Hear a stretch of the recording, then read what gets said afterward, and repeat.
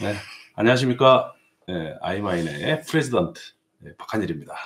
네, 안녕하세요. 아이마인의 매니저로 활동하고 있는 최광일입니다. 반갑습니다. 네, 반갑습니다. 아직까지 이제 참여 인원이 몇 명 없네요. 네, 우리 그래도 그 아이마인에서 그래도 끝발 있는 사람들인데 방송에 이렇게 참여해 주시는 분들이 100명도 안 된다라는 것은 좀 섭섭한 감이 좀 있습니다. 예. 좀 추후에 많은 분들이 좀 참여할 수 있도록 여러분들이 좀 주변에 많이 알려주시고, 그래야 우리가 이렇게 컨텐츠도 발전시키고 더 많은 사람들이 여러분들 앞에 이렇게 나서서 하고 싶어 또 지게 되고 이렇게 되는 거 아니겠습니까? 그죠? 그렇잖아요. 맞습니다. 네.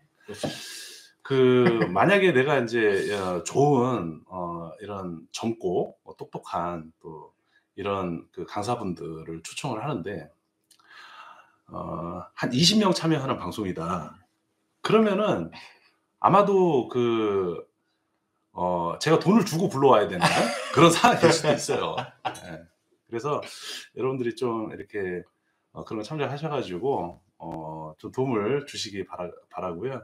일단은 들어오시면 구독 먼저 해주시면 감사하겠습니다. 예, 그래야 다음에 또 이렇게 참여하셨을 때 뭔가 또 제가 또 혜택을 드릴 수도 있고 이런 거니까, 예, 여러분들 또 좋아요도 한 번씩 눌러주시고.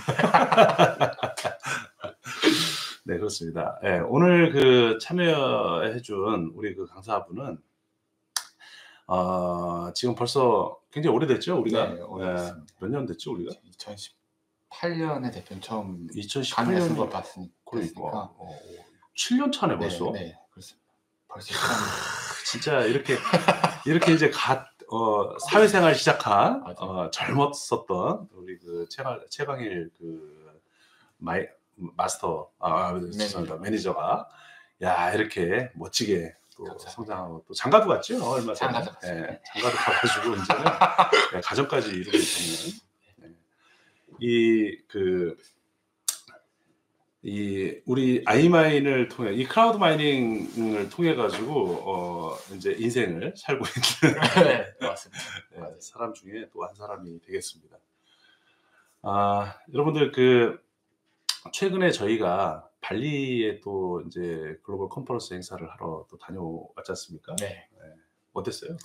저는 개인적으로 뭔가 신선한 충격을 다시 한번 받는 그런 자리였던 것 같습니다. 네, 한국에서는 어쨌든 한국이라는 자리는 일상적으로 우리가 편하게 자주 볼 수 있는 그런 환경인데 외국에서 컨퍼런스를 한다는 것 자체가, 그리고 또 외국에 계신 분들이 주가 되는 그런 컨퍼런스를 한다는 것 자체가 시간이 조금 흐른 만큼 좀 많이 성장했구나라는 것도 느끼고, 네, 그런 여러모로 좋은 시간이었던 것 같습니다. 우리가 모르고 있는 사이에 이렇게 또 전 세계적으로 조금씩 성장해 가고 있구나, 이런 걸 또 느꼈겠죠. 네. 그리고 발리는 우리가 이미 이제 2019년도에 행사를 같은 행사를 진행한 바가 있기 때문에 제 나름대로는 굉장히 감회가 또 마찬가지로 새로웠었는데, 내가 스피치 할 때도 그랬잖아요. 네. 우리가 다시 돌아왔습니다. 네. 우리는 전장에서 죽어나가지 않고 살아서 돌아왔습니다. 네. 그랬더니 발리 사람들이 막 이렇게 환호하고 그랬습니다. 네, 그렇습니다. 일단은 뭐 발리는 시작일 뿐이고 앞으로 우리가 더 많은 나라로, 또 더 많은 나라의 사람들을 만나면서 이렇게 또 세상 구경을 하게 될 것 같습니다. 그리고 이제 이번 발리 행사를 통해 가지고 정말 우리 회원들이 끈끈하게 또 뭉치고 또 굉장히 또 화이팅하고 왔었던 것 같아요. 네. 죄송합니다. 네. 그래서 참 좋은 행사가 된 것 같아요. 결과가 참 좋다. 그리고 그날 회사에서 무료 패키지를 뭐 500불짜리 그리고 또 1000불짜리 뭐 3000불짜리 막 부른다. 우리 한국 사람들이 100명 가까이 갔지만 두 2명이 겨우 그 이제 당첨되고 맞아요. 나머지가 전부 다 싹 다 네. 인도네시아 사람들이 네네. 인도네시아 사람들이 12명, 12명이 뭐야 한 굉장히 거의 그러니까 대부분, 2명을 제외한 싹 다 그 인도네시아 분들이 싹 받아갔습니다. 특히 3,500불을 받았던 인도네시아 분. 맞아요. 와 대박이었어요. 너무 예. 좋아하시더라고요. 그분은 이미 가입을 해서 활동을 네. 하고 있는 분이에요. 오. 가입을 하고 이제 활동을 하는 분인데 열심히 하려고 이제 스탠바이 하고 있었던 분인데 지금 완전 발동 걸려가지고 인도네시아도 완전히 지금 뭐 미쳤답니다. 왜냐면 3,500불이면요 인도네시아에서 1년 연봉이에요. 그래가지고 굉장히 좋아하고 흥분해가지고 그분 참 그걸 너무 보고 좀 와 제 주인을 찾아간 것 같은 그런 그래, 맞아. 느낌이 딱 아 들었어요. 진짜 그게 3,500불짜리 한국에 왔어 봐. 네. 그렇게 큰 효과가 그쵸, 없었을 맞아요. 거야. 그게 아니었을 것 같아요. 야, 참 좋았습니다. 자, 오늘 그 발리에 갔다 온 이야기도 좀 했고요. 일단은 이제 그 우리 그 최광일 강사는 나이가 30대입니다. 30대고 지난번에는 우리 20대 친구가 나와서 이렇게 이제 20대가 가진 생각들을 이렇게 이야기를 해줬는데 오늘은 30대의 이제 젊은 그 투자자들은 어떤 생각을 가지고 이제 접근을 하고 있는지 클라우드 마이닝 시장을 이런 것들을 좀 알아봤으면 좋겠고 질문 좀 드릴게요. 네. 일단은 우리가 그 개인이 채굴을 할 수도 있잖아요. 네. 개인이 채굴을 할 수 있음에도 불구하고 클라우드 마이닝이라는 것을 선호하는 이유 그게 뭘까요? 일단 첫 번째로 개인이 채굴을 할 수 있음에도 굳이 그것을 안 하는 이유는 저는 접근성이 너무 떨어지지 않나 싶습니다. 일단은 채굴을 하기 위해서는 여러 가지 전문적인 지식도 필요하고 그리고 채굴을 하기 위해서 필요한 여러 가지 장비라든지 뭐 시설이라든지 이런 것들이 필요한데 지금에 와서는 사실 현실적으로 그것을 실현시키기가 불가능한 상황이기 때문에 그 대체제로 이제 클라우드 마이닝을 많이들 찾으신다고 생각을 해요.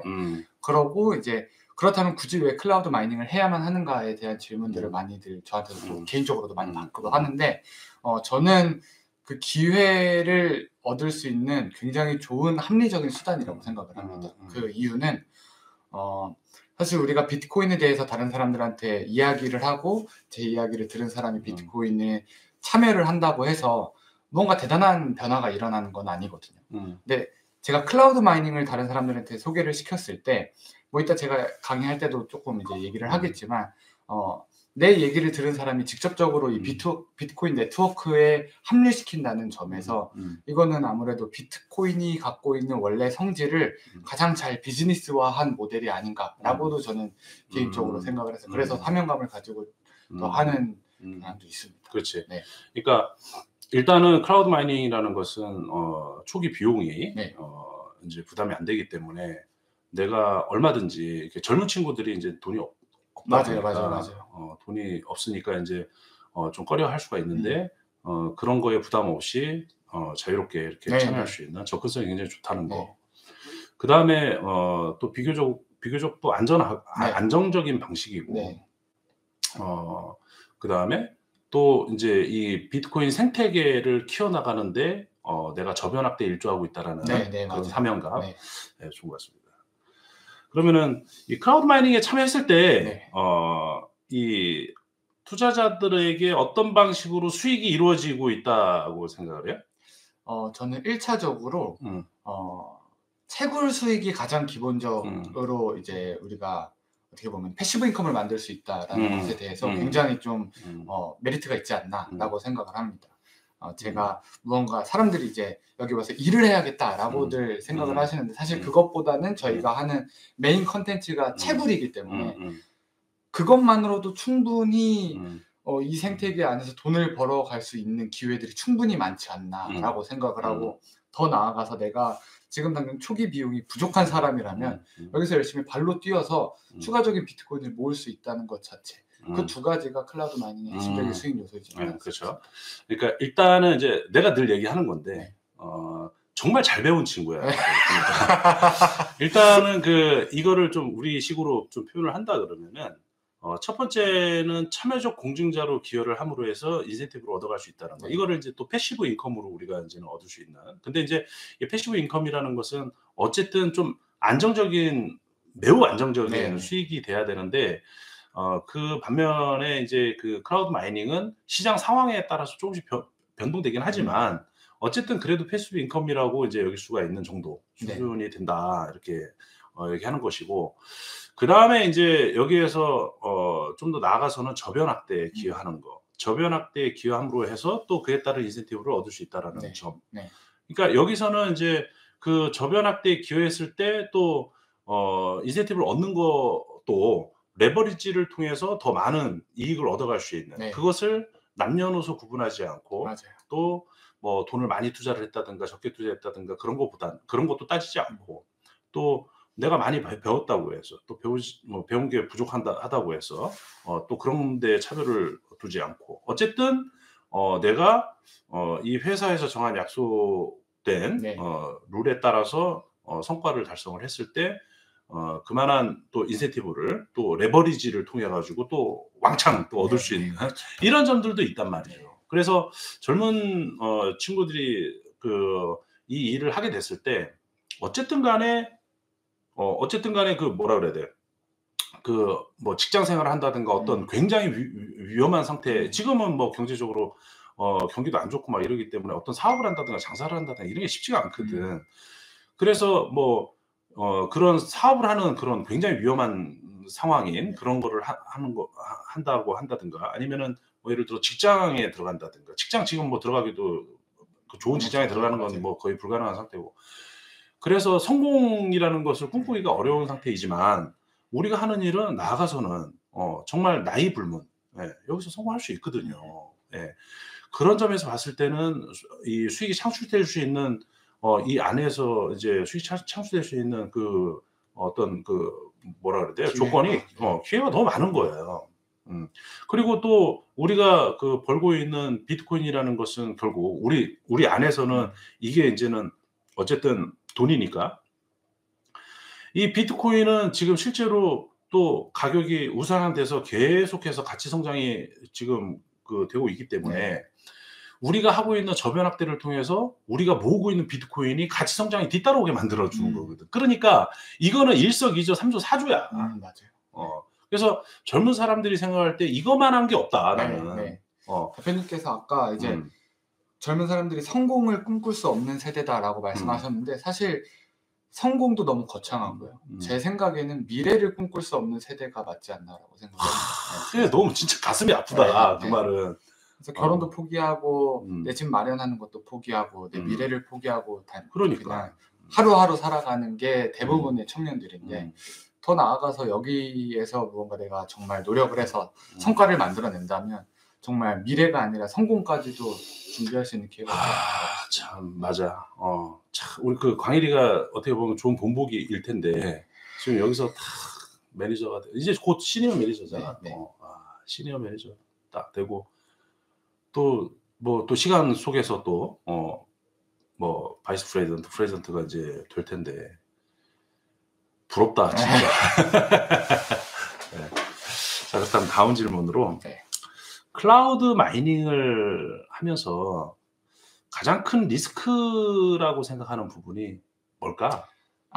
저는 관점을 어디 두느냐에 조금 다를 것 같은데 일단 첫 번째로 내가 채굴만 하는 사람의 관점에서 리스크를 놓고 봤을 때는 사실 관리죠. 내 돈을 스스로 관리할 수 있냐 없냐가 저는 핵심인 것 같습니다. 그렇지. 그래서 내가 정말 큰 목표가 있다면 그것에 맞춰서 설계를 하고 그것에 맞춰서 자금 운용을 하고 채굴된 비트코인을 관리를 해야 하는데 그거 없이 그냥 무지성으로 가지고 있는다거나 혹은 내가 지금 당장 돈이 급하다고 내가 갖고 있는 비트코인 먼저 팔아 쓴다거나 이러면 이런 게 이제 리스크로 돌아가지 않을까라고 생각이 듭니다. 이제 좀 더 나이가 있는 사람들이 생각하는 리스크와는 좀 더 다른, 굉장히 좀 뭔가 좀 스마트한 고민을 하고 있었는데, 그렇지. 이 아이마인이라는 것은 은행이 아니거든. 우리가 이제는 대부분 사람들이 막 이렇게 자주 하는 말이 나는 아이마인에 얼마 투자했어. 이렇게 표현을 네네네. 해. 근데 아이마인에 얼마 투자했어. 라고 표현하는 건 잘못됐다는 거야, 나는. 네네. 뭐냐면은 아이마인은 어 이제 우리는 비트코인의 미래 가치에 투자를 했지 아이마인에 투자한 게 아니야. 음.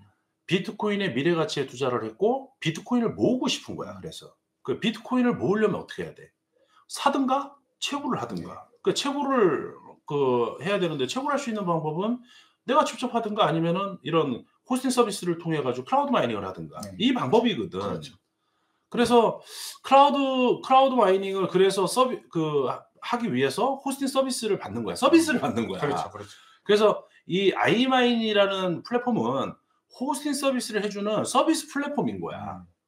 그러니까 거기는 은행이 아니야. 그렇죠. 보관할 수 있는 그런 남의 자산을 보관하는 그런 일을 하는 회사가 아니라는 거지. 그러니까 내가 클라우드 마이닝에 참여를 해서 채굴된 비트코인이나 아니면은 내가 뭐 회사를 통해서 받은 인센티브라든가 이런 것들을 아니 내가 예를 들어서 어디에 취직을 했어. 근데 봉급을 회사에다가 킵해 놓고 써? 그렇죠. 회사에다 킵해 놓고 쓰냐고. 그러지 않잖아. 그렇지 않죠. 그러니까 이런 것들을 내가 완전히 통제할 수 있는 뭔가 외부 지갑에다가 꺼내서 보관을 한다든가 그리고 그런 것들을 포트폴리오를 잘 이제 계획을 세워 가지고 나눠 놓고 활용을 한다든가 네. 이렇게 해야 되고 되도록은 인제 비트코인은 우리 내부에서도 공부를 하고 있지만 지금 당장 여러분들이 생활비를 쓰려고 이렇게 비트코인을 버는 게 아니기 때문에 되도록이면은 비트코인으로 인한 비트코인으로의 지출을 줄이고 되도록이면은 이제 비트코인은 좀 미래의 가치를 보고 모아 나가는 것이 좋다. 그래야 되는데 그거를 그냥 당장 그냥 다 써 버리고 네. 막 이래 버리면은 그렇지. 그거를 리스크라고 본다. 네네. 와. 예. 진짜 참 그렇지. 네. 예. 그와 또 그렇게 그러면은 다음 질문으로 인제 이 클라우드 마이닝이 가져오는 사회적 영향? 사회적 영향. 그러니까 클라우드 마이닝 지금은 굉장히 많은 사람들이 편견을 가지고 있잖아. 네. 편견을 가지고 있고 이해를 잘 못 하니까 비트코인조차도 이해를 못 하는 네. 사람들이 많아. 그런데 우리가 지금 어쨌든 이 아이마인이라는 플랫폼을 통해 가지고 뭔가 활동을 하고 있는데 이게 인제 사회적으로 뭔가 이제 사람들이 어떤 시각을 가지고 볼 텐데 우리가 지금 하는 방식이라면은 어떻게 사회적으로 영향을 미치게 될 거고 그다음에 어떻게 보고 있을까? 그리고 우리는 어떻게 해야 될까? 이런 것들. 사실 이 클라우드 마이닝이라는 주제부터가 음. 일단 너무 심화된 개념이 아닌가라고 저는 개인적으로 생각을 해요. 왜냐면은 비트코인이나 암호화폐를 다루고 있지 않은 사람들의 입장에서 봤을 때 뭐 비트코인이나 다른 알트코인이나 다 거기 같거든요. 근데 거기서 더 나아가서 비트코인을 채굴하고 근데 더 나아가서 비트코인을 클라우드 마이닝하는 이러한 사업 분야에 대해서는 지금 당장 우리가 해야 할 일이 너무나도 많지 않나. 왜냐면 지금 사회 전반적으로 깔려있는 인식 자체가 암호화폐는 위험하다. 비트코인은 투기다. 혹은 도박이다. 이런 식으로 평가하는 사람들이 아직도 너무 많은데 우리가 이것을 클라우드 마이닝에 사회적 어떤 영향을 미치기 위해서 무엇을 해야 할까? 사실 풀어나가야 될 게 너무나도 많다고 생각을 해요. 그렇기 때문에 잘 모르는 사람들 입장에서는 이것이 굉장히 부정적인 일이고 위험한 일이라고 느낄 수 있지만 그거는 사실 여기에 얼만큼 발을 담그고 있느냐 그리고 얼만큼 이쪽 분야의 지식을 갖고 있느냐에 따라서 그 신뢰도가 조금 달라질 거라고 생각을 하고 더 사회적으로 우리 클라우드 마이닝이라고 하는 것의 장점 혹은 이 영향을 미치려면 어떻게 해야 되겠는가에 대한 것은 그래서 우리가 조금 더 긍정적으로 그리고 조금 더 건전한 방향으로 이 시장을 만들어 나가는 게 가장 첫 번째 우리가 지금 당장 할 수 있는 일이 아닌가라고 생각을 합니다. 덧불어서 인제 제대로 이 시장을 이해를 하고 또 올바르게 시장을 접연 확대해 나가고 또 다른 모습으로 성공하는 사례가 나와주고 이렇게 된다면 네. 또 그밖에 또 우리 모두가 다 같이 노력해야 되겠지만 또 어쨌든 건전하게 비즈니스 문화가 정착되고 유지돼 나가고 그다음에 또 제도적으로 뒷받침이 되어 주고 네. 이렇게 되어진다면 인제는 굉장히 젊은 사람들이 같이 일하고 싶고 또 성공하고 싶고 막 네. 이런 생각이 들겠지. 네. 그다음에 이제 앞으로 한 5년 내지 10년 동안 네. 클라우드 마이닝 뭐 전체 디지털 자산 시장도 마찬가지겠지만 클라우드 마이닝 시장은 어떻게 발전해 나갈 것 같아요? 앞으로 5 년, 10년 동안은 정말 무수히 많은 기회가 있다라고 음. 생각을 합니다. 특히 음. 클라우드 마이닝 시장 안에서 그래요.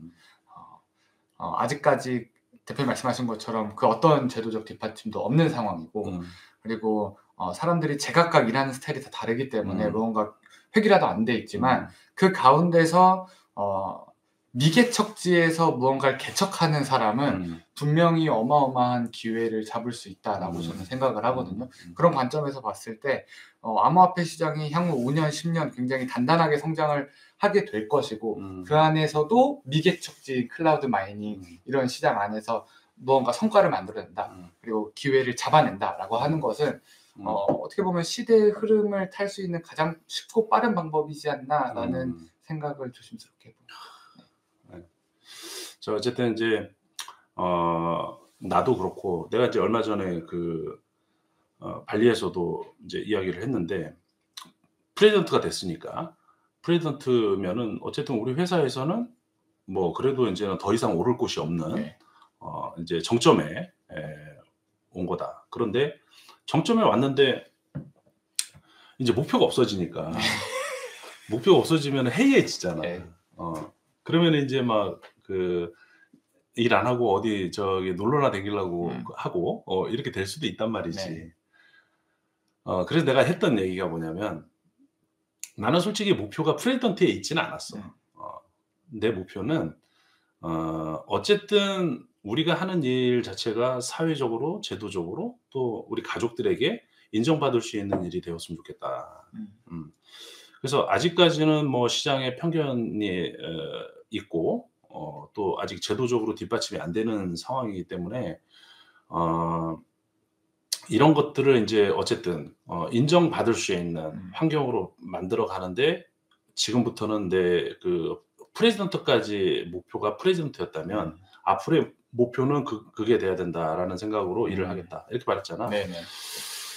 이게 인제 우리 젊은 사람들이 어쨌든 클라우드 마이닝 또 특히 아이마인을 긍정적으로 바라보게 되고 그다음에 또 이와 같은 일을 하고 싶게 만드는 그런 게 되지 않을까 생각하고 그렇게 인제 노력을 하려고 하고 있고 지금 오늘 인제 몇 가지 질문을 내가 던지면서 내 마음속으로는 무슨 생각으로 질문을 했냐면은 내가 가르쳐 준 것들을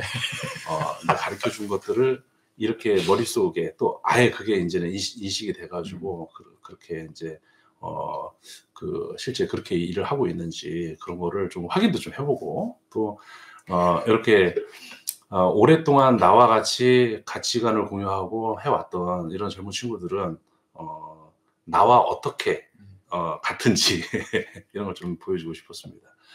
얘기를 들어보니까 역시 나와 같은 생각을 하고 있는 게 확인이 됐고 합격 테스트 합격인 것 같은데.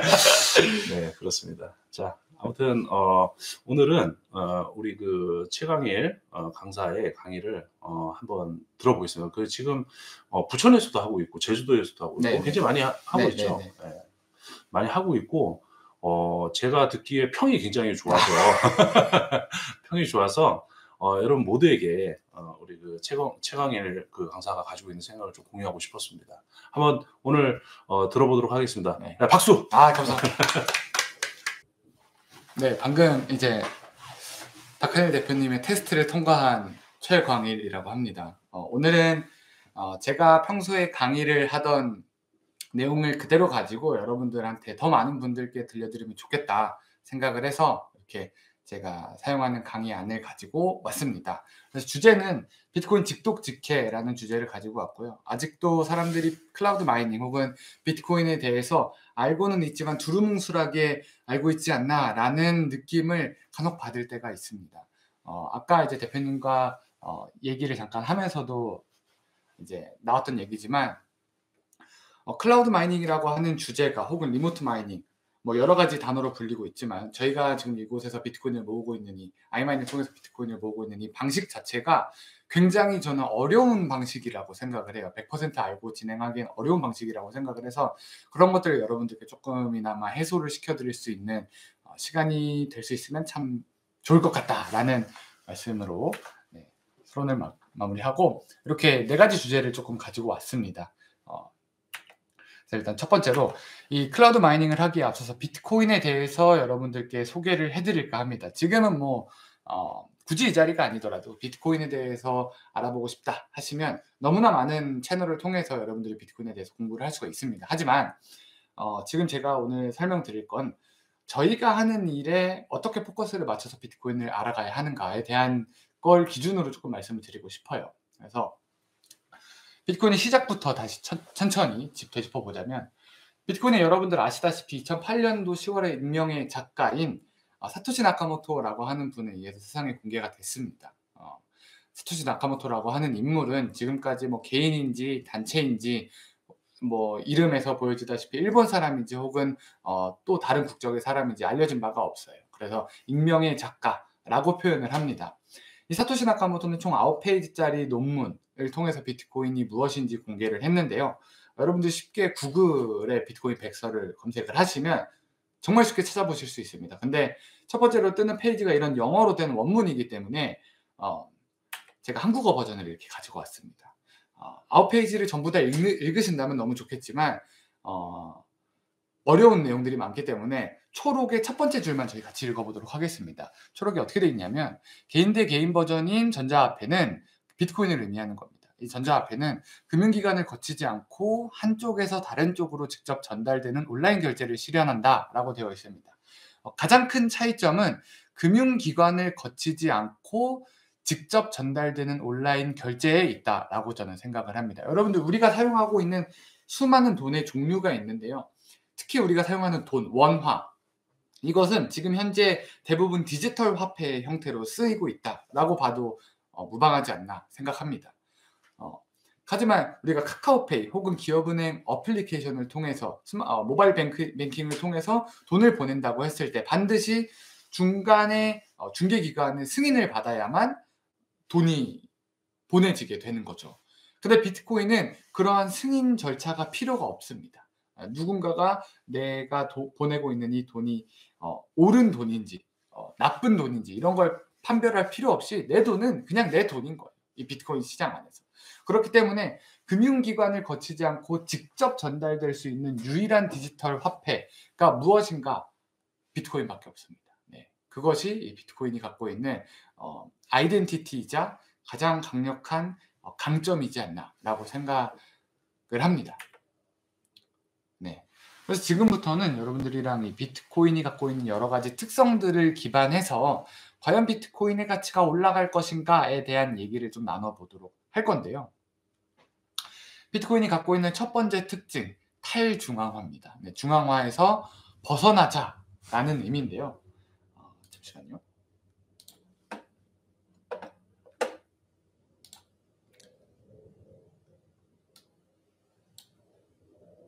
네, 중앙화에서 벗어나자라는 의미인데요. 여러분들 이런 생각 안 해보셨어요? 중앙화된 시스템에서 벗어나고 싶다. 중앙화 너무 불편하다. 이런 생각 해보셨습니까? 저는 그렇게 많이 하지는 않았던 것 같아요.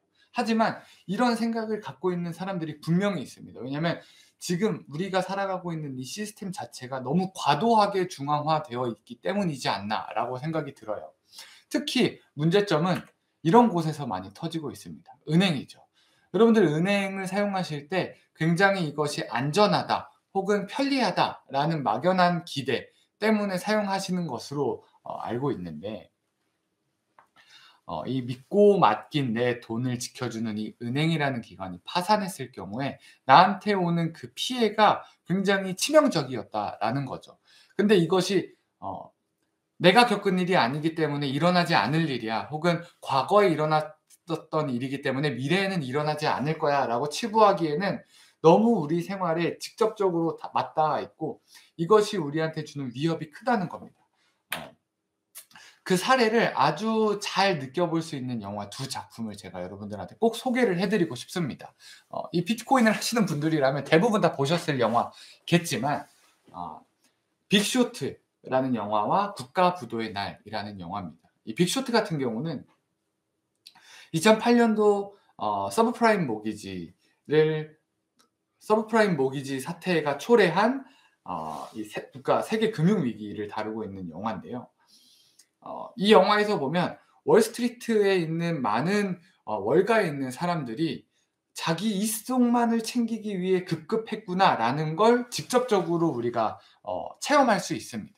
이 안에 에피소드 중에 어떤 게 나오냐면 여기 이제 등장인물 중에 한 사람이 이제 이 부동산 서브프라임 모기지라는 거는 이 부동산 담보대출을 의미하거든요. 근데 이 부동산 담보대출이 분명히 문제가 있다라는 거를 우연찮게 알아버린 거예요. 그래서 야 이게 진짜 문제가 있으면 우리가 이것에 관련한 투자를 통해서 혹은 이것은 정말 문제가 있구나라는 걸 알아야 되지 않겠는가라고 생각을 해서 답사를 나가요. 답사를. 그래서 호화 주택이 있는 그런 지역에 답사를 나가게 됐는데 그 이제 주택가 아무데나 들어가가지고 노크를 합니다. 그래서 띵동 띵동 누른 다음에 저 등장인물이 문을 열고 혹시 마이클 씨 계세요? 라고 이렇게 찾았어요. 마이클 씨 계세요? 이렇게 물어보니까 그 안에 살고 있던 사람이 나오면서 뭐라 그랬냐면 아니 우리 집주인 강아지 이름을 어떻게 합니까? 라는 말을 하면서 문을 열고 나와요.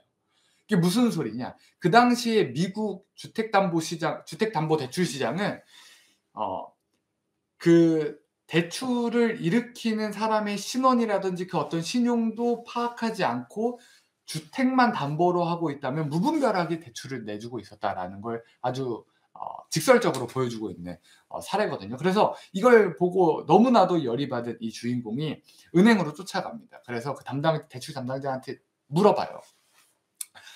아니 이거 문제가 있는 거 아니냐, 이렇게 대출해주면 안 되는 거 아니냐라고 따지는데 그 담당자가 뭐라 그러냐면 내가 우리 은행에서 대출을 안 해주면 옆에 은행으로 내 고객이 가서 대출을 받는다. 내 고객을 뺏기는 일인데 나라고 어쩌겠어요. 이거 방법이 없어요. 라는 말을 합니다. 그 말이 뭐냐? 은행이라는 기관은 그 누구보다도 신용평가에 대해서 철저해야 하는 기관임에도 불구하고 눈앞의 이익을 쫓기 위해서 굉장히 치명적인 실수를 계속해서 저지르고 있었다. 이것이 쌓이고 쌓여서 우리한테 큰 타격으로 돌아왔던 사건이 바로 2008년 세계금융위기 시작이었습니다. 그리고 국가부도의 날 같은 경우도 1997년 한국의 IMF 사태를 다루고 있는데 뭐 두 영화 작품 모두 같은 걸 시사하고 있습니다.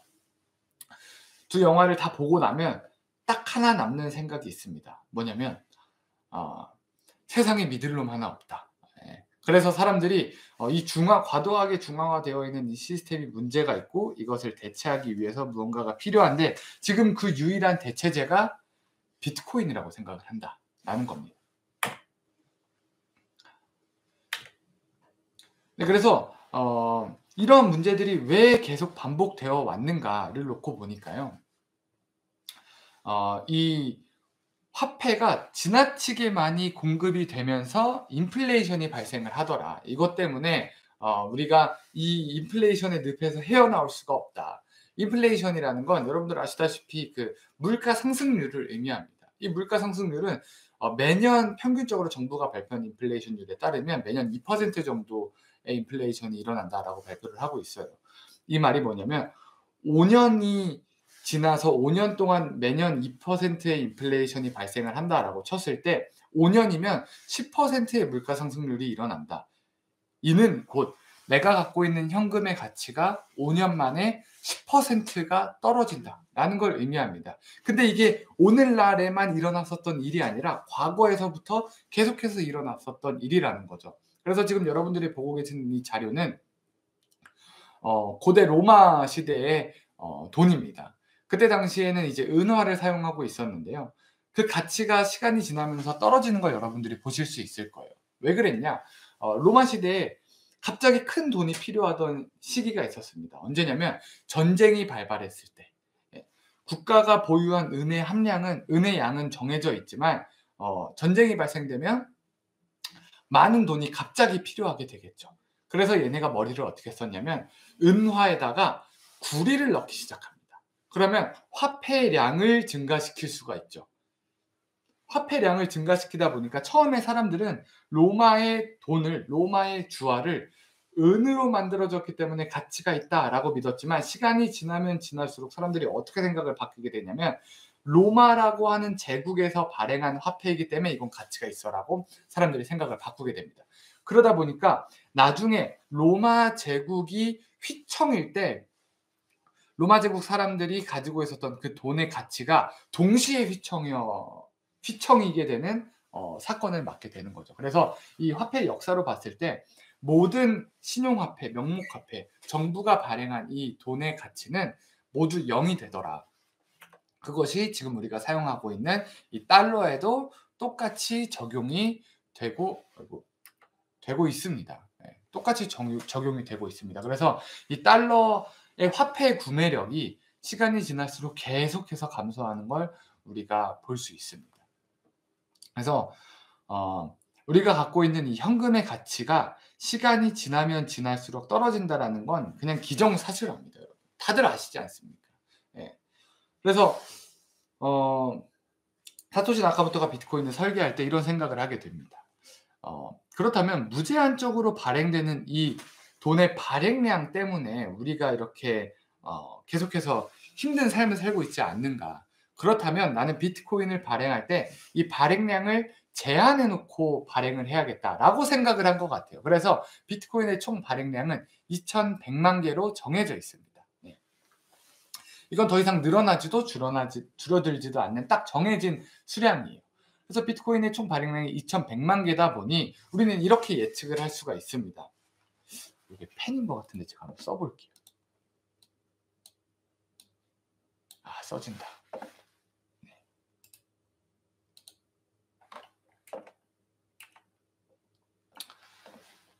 안 지워지네요. 지워진다.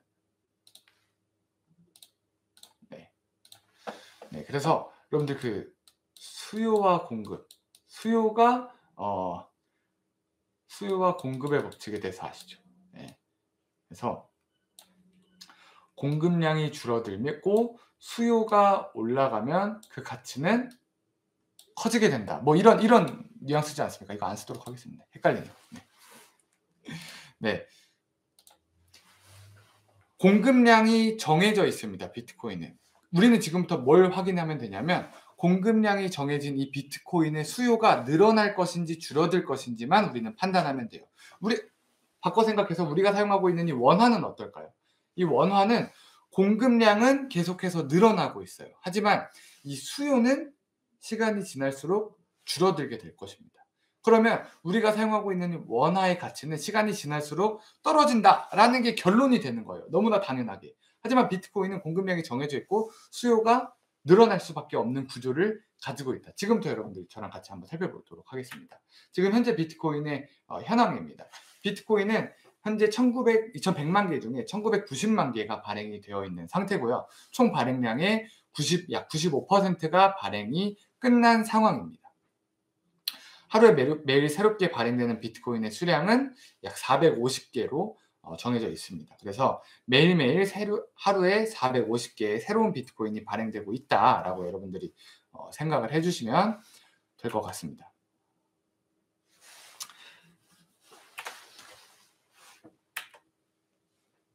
네, 그래서 이 공급량 자체를 설정하는 게 중요하다기보다는 이 공급량을 어떻게 조절할 것인가도 매우 중요하게 사토시 나카모토는 생각을 했던 것 같아요. 그래서 예를 들어서 사토시 나카모토가 오늘 1000개 발행했다가 내일 10,000개 발행했다가 그 다음날 100만 개 발행에다가 그 다음날 다시 500개 발행하고 이렇게 자기 멋대로 비트코인을 발행하게 된다면 사람들이 이 시스템을 신뢰할 수가 없겠죠.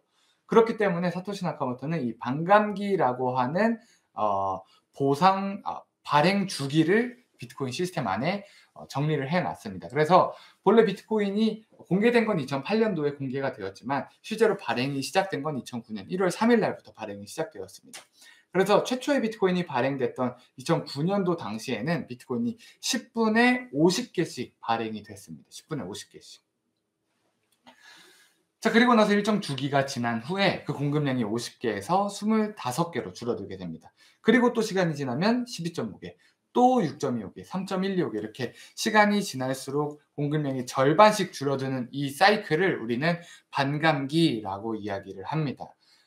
이 주기는 몇 년에 한 번씩 이루어지냐면 4년에 한 번씩 반감기를 맞게 됩니다. 그래서 지금 보시는 것처럼 공급량이 반감기가 한 번, 두 번, 세 번, 네 번의 반감기를 거쳐서 현재는 3.125개의 비트코인이 10분당 3.125개의 비트코인이 발행되고 있는 상황이다 라고 여러분들이 알고 계시면 될 것 같아요. 그래서 우리는 지금 총 4번의 반감기를 거친 거예요. 4번의 반감기.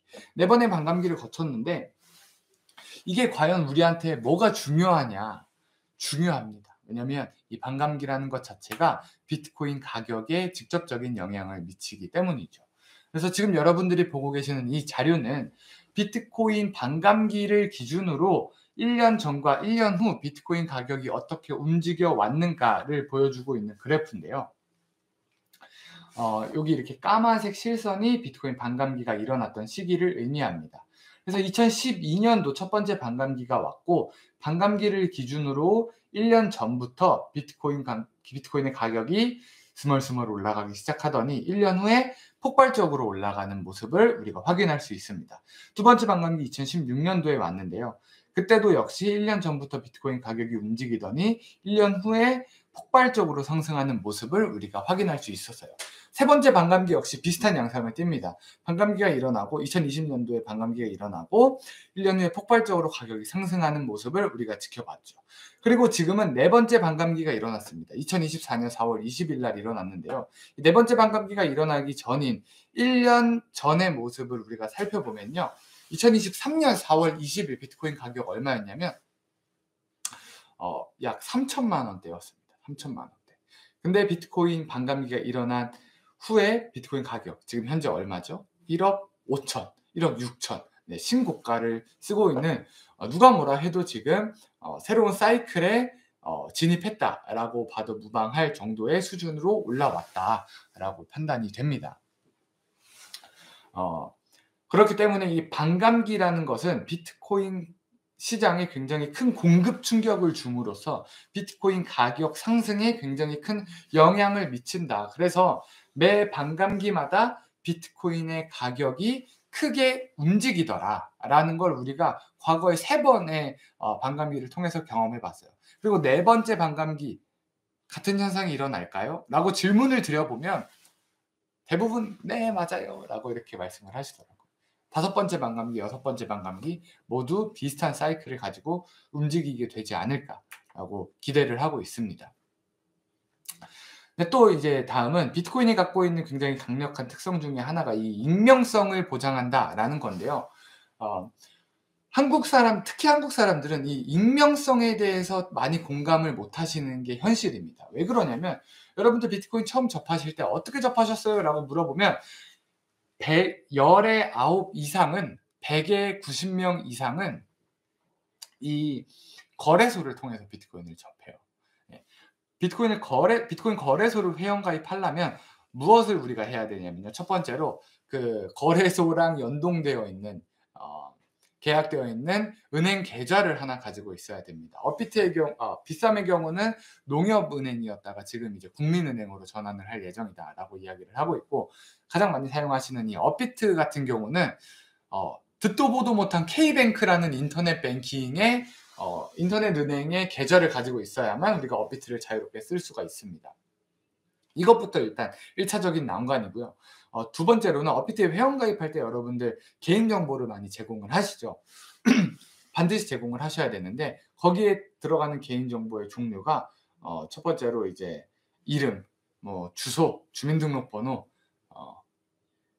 직업, 뭐 자금의 원천, 뭐 기타 등등 수많은 내 개인정보를 넘겨야만, 그리고 승인을 받아야만 업비트 거래소를 사용할 수 있습니다. 그렇기 때문에 이 비트코인이 갖고 있는 강력한 장점인 이 익명성에 대해서 사람들이 인지할 수가 없다는 거죠. 근데요, 이 비트코인의 원래 지갑은 이런 형태로 생겼습니다. 여러분들이 집집마다 다 갖고 계시는 컴퓨터 혹은 노트북 혹은 이런 뭐 스마트폰만 있으면 이곳에 들어가셔서 비트코인 지갑 프로그램 혹은 비트코인 지갑 어플리케이션을 다운로드 받으시면 누구나 자유롭게 비트코인 지갑을 사용할 수 있습니다. 내가 비트코인 지갑 만들 때 내 이름, 주소, 뭐 내 신용 점수 이런 거 하나도 필요하지 않습니다. 그냥 스마트폰이 인터넷에 연결만 되어 있으면 됩니다. 그게 본래 비트코인이 갖고 있는 특징입니다. 근데 이 익명성이라는 주제를 조금 더 넓게 해석하면요, 저는 이 비트코인 익명성으로 인해서 접근성이 굉장히 좋아진다라고 생각을 했어요. 자, 무슨 얘기냐? 한국 사람들은 모두 계좌를 가지고 계시죠. 은행 계좌를 다 가지고 계십니다. 전부 다 가지고 계세요. 적으면 2개에서 많으면 5개 혹은 그 이상까지도 은행 계좌를 가지고 계시는데 세계적으로 이렇게 딱 봤을 때 실제로는 그렇지 않다라는 거죠. 지금 보고 계시는 이 자료는 전 세계 성인 인구 비율 중에 약 53%가 은행 서비스, 금융 서비스를 이용하지 못하고 있습니다 라는 걸 보여주는 자료예요. 네.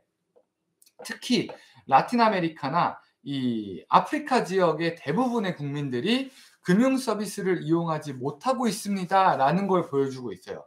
우리로서는 굉장히 충격적이죠. 그게 무슨 소리야?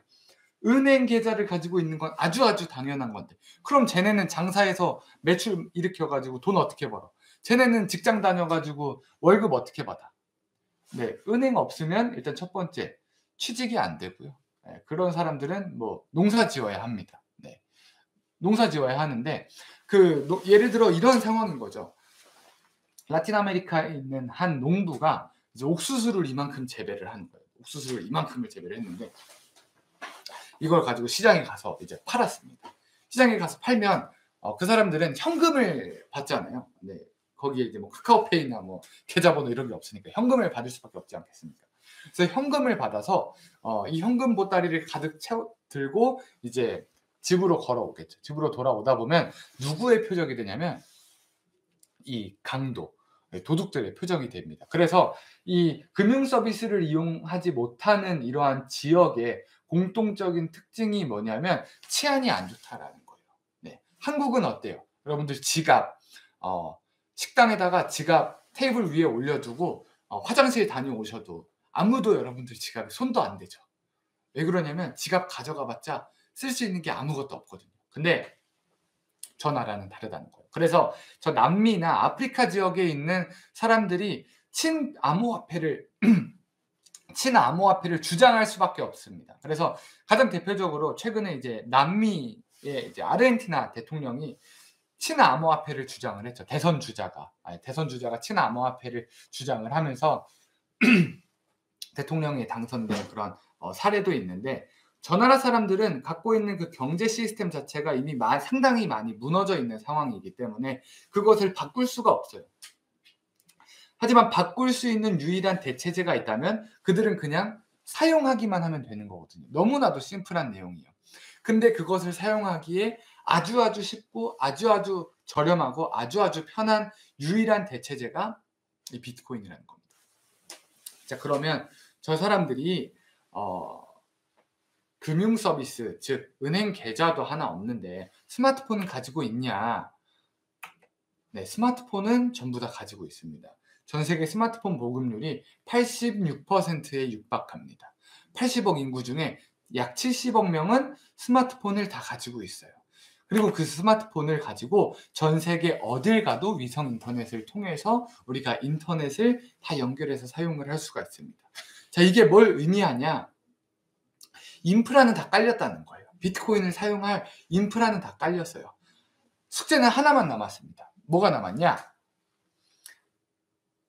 비트코인을 좋아하지 않는 사람도 나 말고 다른 사람도 비트코인은 돈이 맞아. 비트코인은 가치가 있는 재화가 맞아. 그렇기 때문에 우리 비트코인으로 거래하자라는 사회적 동의만 남은 거예요. 사회적 동의. 사회적 동의는 누가 만들 수 있겠습니까? 사회적 동의는 정부에서 만들어줘야 되는 거거든요.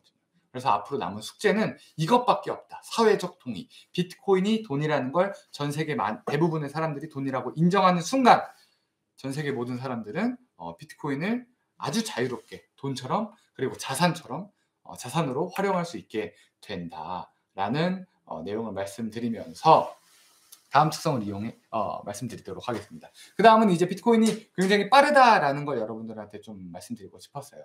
비트코인은 전 세계 어디서든 굉장히 빠르게 그리고 굉장히 저렴하게 송금을 가능하게 합니다.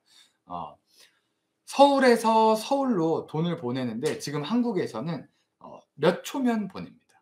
몇 초면 보내요. 지금 강의 지금 몇 분이 듣고 계시지? 지금 62분. 이렇게 듣고 계시는데 저한테 후원 좀 해주세요. 저 여기서 열심히 강의하고 있으니까 저한테 후원 좀 해주세요 라고 해서 제가 여기다가 계좌번호를 이렇게 딱 띄웠습니다.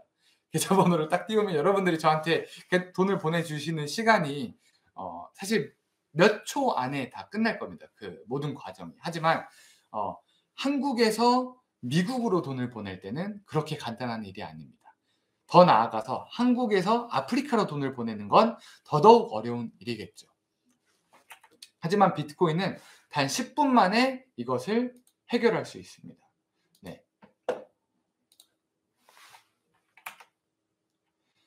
기존에 우리가 돈을 이용하고 계좌 이체를 하고 돈을 보내는 이 수단은 너무나도 번거로웠고 너무나도 오래 걸리고 너무나도 비싸고 비효율적인 시스템이었습니다. 하지만 비트코인을 사용하면 단 10분 만에 지구 반대편으로 돈을 보낼 수 있는 유일무이한 디지털 화폐가 돼버렸다라는 겁니다. 근데 아직까지도 이런 의문점을 제시하는 분들이 계세요. 그래도 10분은 너무 느리다. 10분은 너무 느리다라고 말씀하시는 분들이 계십니다.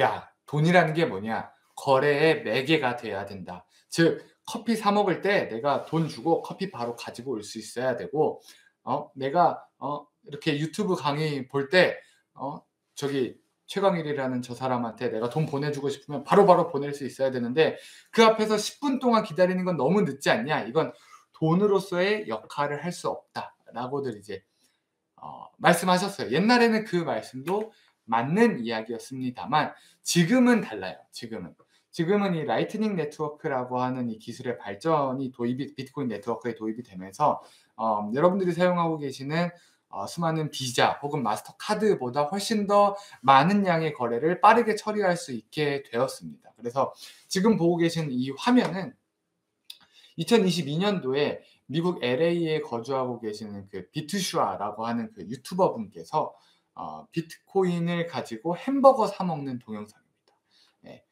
그래서 동영상을 지금 간단하게 봐도 될지는 모르겠습니다만 여기 이제 이 점원이 요 앞에 보이는 요 태블릿에 비트코인 지갑 주소와 수량이 담긴 QR코드를 이분한테 이렇게 뒤집어서 보여드립니다. 이렇게 딱 보여드려요.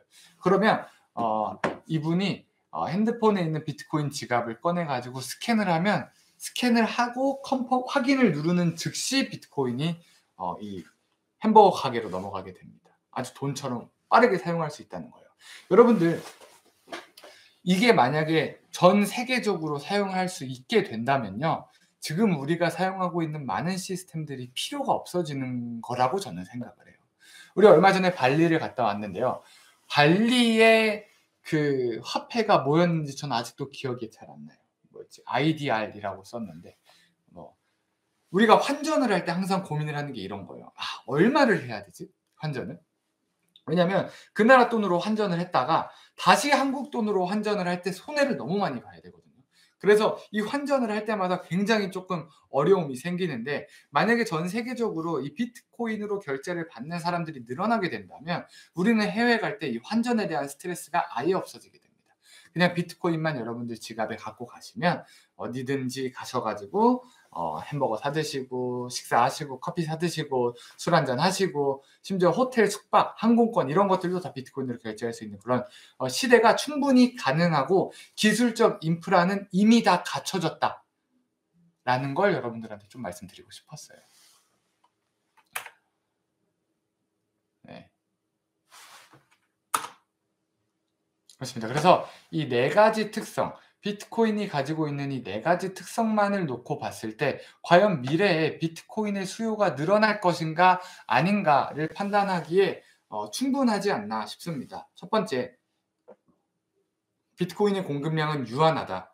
그렇기 때문에 수요가 올라가게 된다면 비트코인의 가치는 오를 것이다. 두 번째, 우리는 지금 과도하게 중앙화되어 있는 시스템에서 살고 있고 그 상황에서 너무나도 많은 부조리함을 겪고 있다. 그래서 더욱더 점점 더 많은 사람들이 탈중앙화를 외치고 있다. 중앙화에서 완전히 벗어나자는 게 아닙니다. 일정 부분 탈중앙화된 시스템으로 대체하자는 겁니다. 그러한 목소리가 점점 더 많아지고 있다. 그리고 이 비트코인이 갖고 있는 이 익명성이라는 특징 때문에, 즉 누구나 자유롭게 비트코인을 사용할 수 있다는 이 특성 때문에 더 많은 사람들이 달러를 사용하는 것보다, 원화를 사용하는 것보다 비트코인을 사용하는 것이 훨씬 더 쉽다. 그리고 그 인프라도 이미 세계적으로 다 깔려 있는 상태다. 그리고 마지막으로 비트코인을 사용하는 데 있어서 속도의 제약이 없어졌기 때문에 비트코인은 이제 자산으로서도 화폐로서도 그 모든 기능을 다 사용할 수 있는 유일무이한 디지털 화폐이자 자산이 되었다라는 걸 여러분들한테 한번 정리를 해드리면서 다음 내용으로 넘어가도록 하겠습니다. 지금부터는 이제 여러분들이랑 비트코인 시장 규모에 대해서 좀 살펴볼 텐데요. 비트코인의 시장 규모는 전 세계 자산 시가총액을 이제 줄을 세워 봤을 때 지금 현재 7위에 랭크가 되어 있습니다. 7위에. 여러분들 많이들 좋아하시는 이 테슬라 주식 많이들 좋아하시더라고요. 그리고 이제 메타는 이제 페이스북이죠. 페이스북보다 테슬라보다 훨씬 더 큰 규모의 시가총액 규모를 가지고 있습니다. 이 자산 시장 시가총액의 규모가 커진다는 게 뭘 의미하냐면요, 더 이상 사사로운 일에 흔들리지 않는 시장이 돼버렸다라는 걸 의미하기도 합니다. 여러분들 기억하시는지는 모르겠지만 과거에 이 워렌 버핏이라고 하시는 그 이제 투자의 대가분께서 비트코인은 쓰레기야라고 이야기한 적이 있어요. 그때 어떤 일이 발생됐냐면, 비트코인은 쓰레기야라고 워렌 버핏이 이야기하자마자 비트코인의 가격이 떨어지기 시작했습니다. 근데 지금에 와서 워렌 버핏 형님께서 비트코인은 쓰레기야, 아무 가치가 없어 라고 이야기하면 아마 워렌 버핏을 추종하는 사람들이 이탈하게 될 겁니다. 시대가 바뀌었다라는 걸 여러분들께 말씀을 드리고 싶었던 거예요. 그리고 이제는 더 이상 작은 움직임에 비트코인 전체 시장이 변화하는 그런 시대가 아닙니다. 전 세계 시장 규모의 7위에 랭크가 되어 있다는 건 비트코인도 어엿한 자산 시장 중에 하나로 인정을 받았다라고 봐도 과언이 아니다라는 말씀을 드리면서 한 리서치 이제 회사에서 가지고 온 자료입니다. 이 트리플 A라고 하는 회사에서 가지고 온 자료인데, 2024년을 기준으로 전 세계의 암호화폐 소유율, 그러니까 암호화폐를 가지고 있는 사람의 비율이 전 세계 기준으로 6.8%로 추정이 된다고 합니다. 이는 전 세계 5억 6천만 명 이상의 사람들이 암호화폐를 소유하고 있습니다라는 내용인데요. 보시면 이제 각 국가별로 몇 퍼센트의 사람들이 암호화폐를 보유하고 있는가라는 내용입니다. 가장 인구 대비 많은 암호화폐를 보유하고 있는 비율, 가장 많은 암호화폐 보유율을 보유하고 있는 국가는 이 아랍에미리트죠. 25%가 보유하고 있고요. 한국 같은 경우는 약 13% 암호화폐를 보유하고 있습니다. 전체 인구의 13%가 암호화폐를 보유하고 있어요. 꽤나 많은 보유율이라고 생각을 합니다. 근데 여기서 재밌는 점은 뭐냐면요. 여기서 선진국과 개발도상국, 흔히 신흥 강대국, 이제 막 올라오고 있는 그런 국가들을 이렇게 색깔로 차이점을 좀 보여줬는데, 재밌는 점은 신흥 강대국, 개발도상국들이 암호화폐에 대한 열망이 크다라는 걸 우리가 이 그래프를 통해서 볼 수가 있습니다.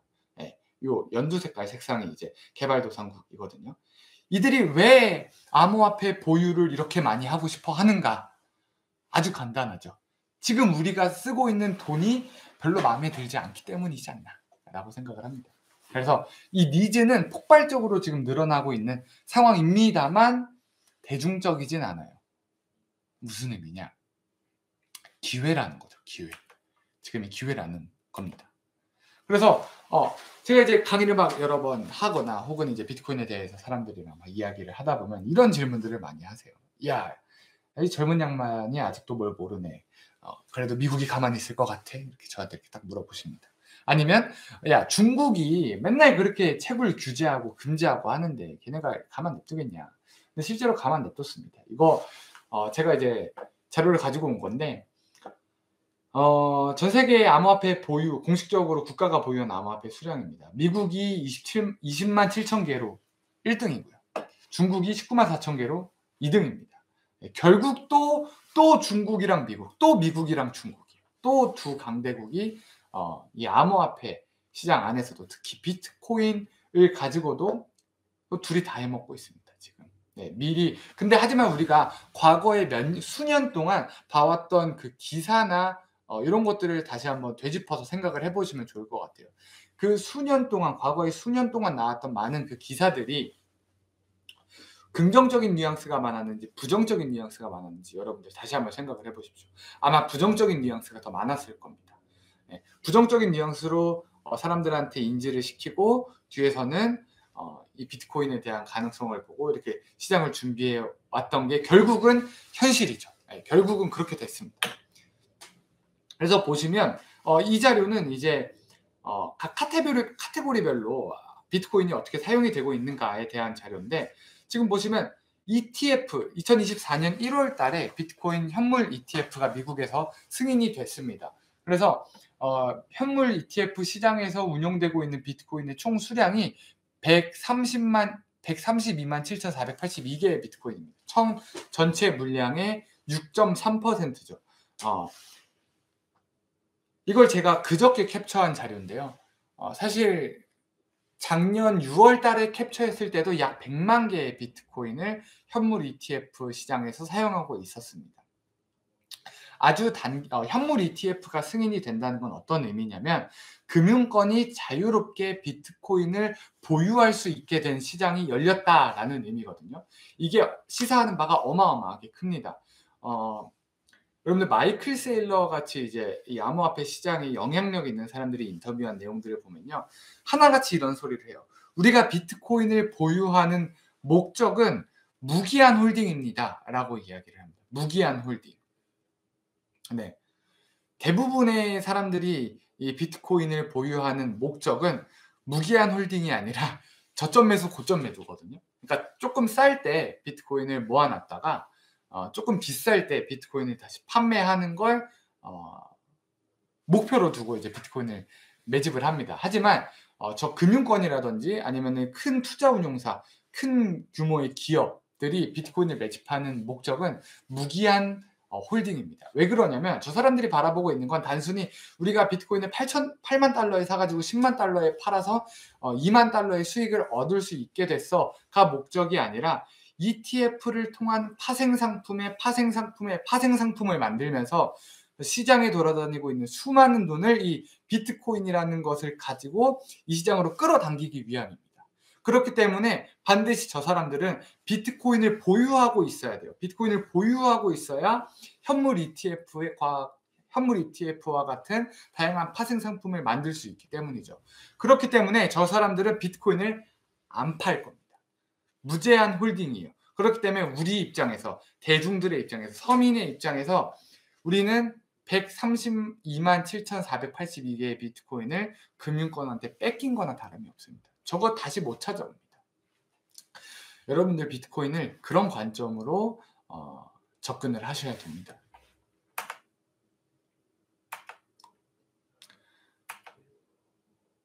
네, 그래서 비트코인의 시장 규모는 이렇게 증가해 왔어요. 이렇게 쭉 우상향해 왔습니다. 여러분들 보시기에 이 그래프를 보고 어떤 느낌이 드실지 모르겠지만 혹자는 이런 말을 합니다. 야, 비트코인이 그래 이렇게 보면은 성장한 건 맞아. 성장한 건 맞는데 야, 이거 그래도 변동성이 너무 심한 거 아니냐라고 이렇게 질문을 하시는 분들이 계세요. 네, 맞습니다. 왜냐하면 이 비트코인 시장에는 너무나도 많은 일들이 있었기 때문이에요. 여러분들 주변에는 어떤 분들이 좀 많으신지 궁금해요. 잠시만요. 네, 어떤 분들이 좀 많으신지 궁금합니다. 주변에 비트코인 이야기를 했을 때 주변 분들의 반응이 어떠신지, 좀 긍정적이신가요? 제 주변에 있는 사람들은 대부분 다 긍정적입니다만 사실 요즘에는 또 많이 긍정적으로 돌아서고 계시는 게 추세이기도 한 것 같아요. 근데 질문을 조금 바꿔볼게요. 여러분들 주변 분들한테 나 코인 해, 나 비트코인 해 라고 이야기하면 주변 분들의 반응이 어떠신가요? 대부분 걱정의 눈초리로 여러분들을 쳐다보시거나 아니면 위험하니까 적당할 때 나와라, 혹은 위험하니까 하지 말아라, 이렇게 만류의 목소리를 하시는 분들이 더 많지 않을까라고 생각을 합니다. 그래서 왜 그런고 하니 사람들의 머릿속에는 비트코인 가격이 하락했던 것에 포커스가 맞춰져 있기 때문이지 않나라고 생각을 합니다. 제가 이제 자료를 막 보다가 이제 뇌과학을 연구하시는 분들의 그 보고 자료를 봤어요. 그랬더니 거기에 뭐라고 되어 있냐면 인간의 뇌는 부정적인 요소에 더 강하게 반응한다라고 하더라고요. 즉 부정적인 걸 사람들은 더 오랫동안 그리고 강력하게 기억한다라는 거죠. 그렇기 때문에 생존 본능 때문에 그래요. 생존 본능 때문에. 그렇기 때문에 우리가 비트코인이라는 단어를 연상을 딱 떠올렸을 때 비트코인 위험해라고 연상이 되는 건 아주 당연하다라는 거죠. 왜냐하면 사람들의 머릿속엔 비트코인 가격이 떨어진 것만을 기억하고 있기 때문에 그렇습니다. 그래서 도대체 얼마나 비트코인 가격이 떨어졌길래 그러냐, 제가 그래서 이 비트코인의 가격 하락폭을 각 사이클별로 계산을 해봤습니다. 고점 대비 저점으로요. 그래서 보니까 첫 번째 사이클에서는 82.4% 하락을 했습니다. 두 번째 사이클에서는 82.7% 하락을 했어요. 세 번째 사이클에서는 69.2% 하락을 했습니다. 굉장히 큰 하락폭을 우리는 경험을 했죠. 하물며 비트코인이 아니라 알트코인을 하셨던 분들이라면 90%, 95% 혹은 그 이상까지도 하락의 맛을 봤어야만 했을 겁니다. 그렇기 때문에 대부분의 사람들은 야, 비트코인 위험한 거야, 야, 코인 위험한 거야 라고 느낄 수밖에 없죠.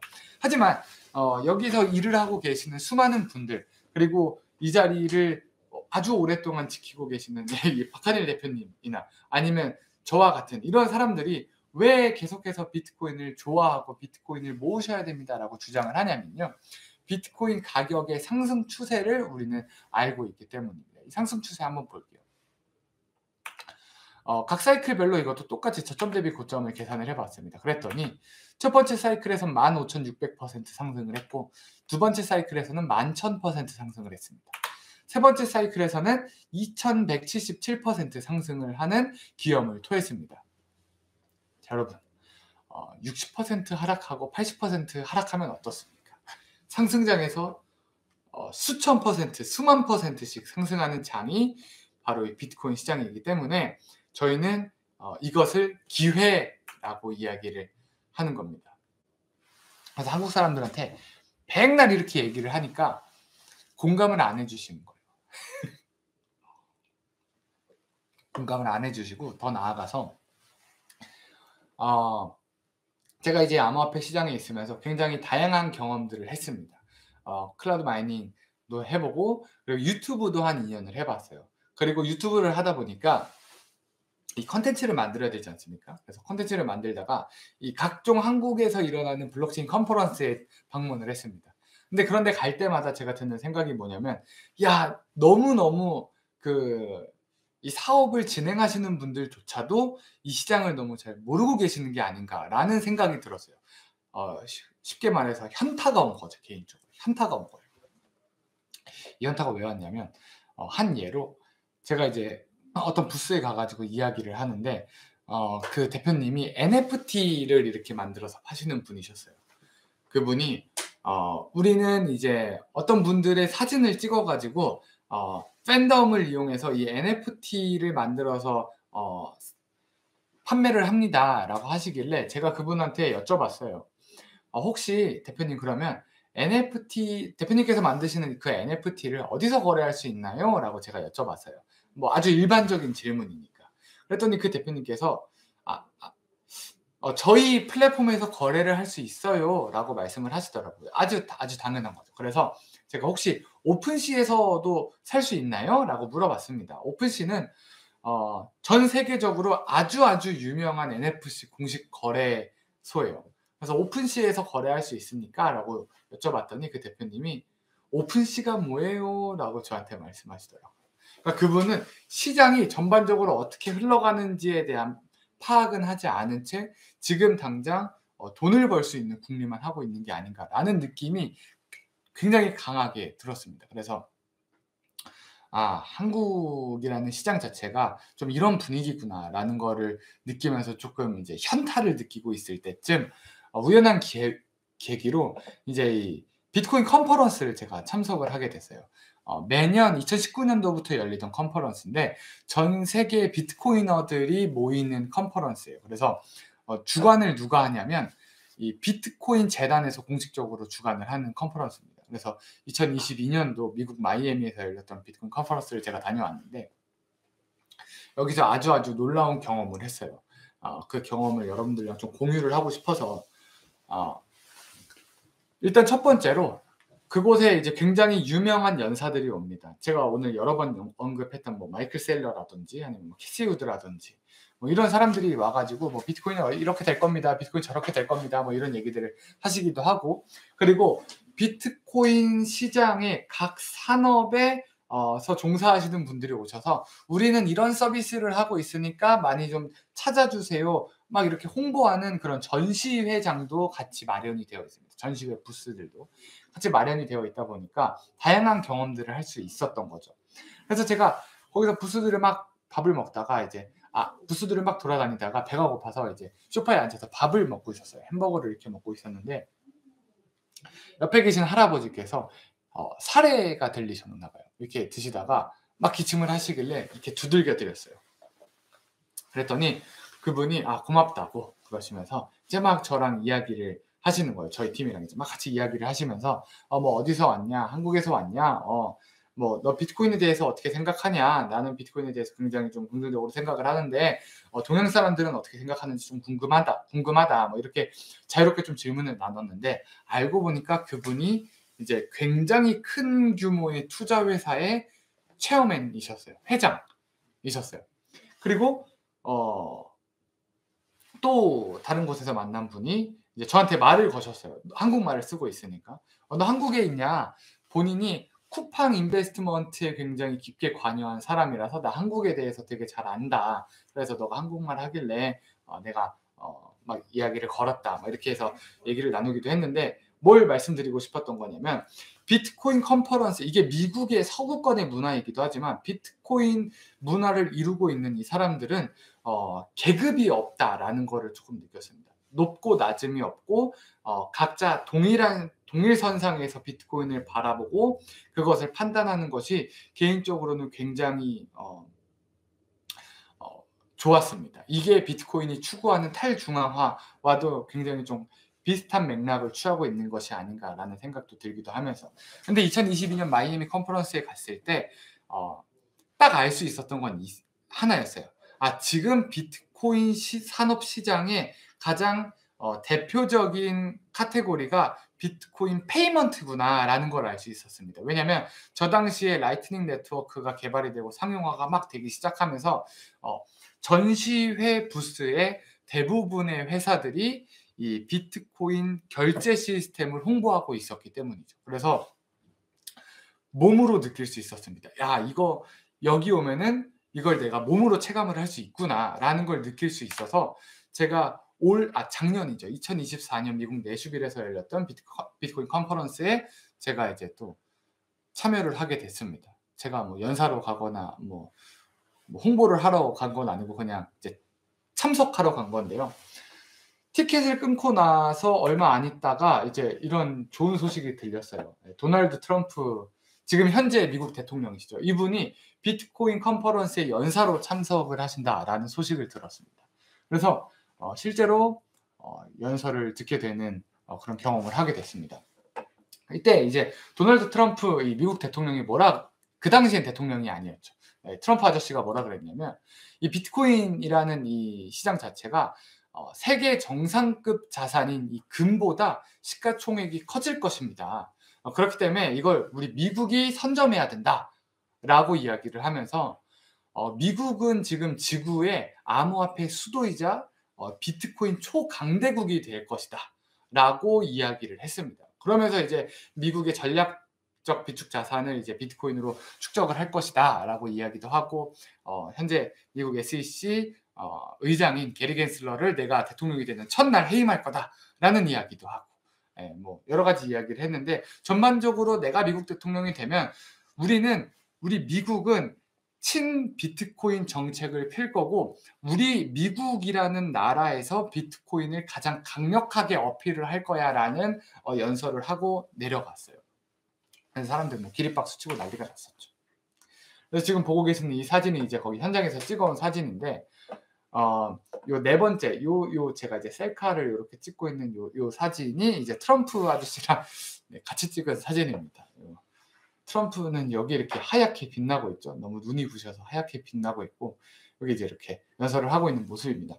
그래서 이런 컨퍼런스 같은 경우는 여러분들이 만약에 시간이 되시고 여유가 되신다면 꼭 한 번쯤은 방문해 보시기를 저는 추천을 드립니다. 개인적으로 저는 여기서 저는 꼭 추천을 좀 드리고, 지금 보시는 이 이제 사진은 그 홍보 부스들을 제가 이제 찍어온 사진이에요. 그래서 여기 보시면 이제 첫 번째 사진이 미국 라이엇이라고 하는 미국 비트코인 채굴 기업입니다. 미국에서 상장되어 있는 상장사인데요.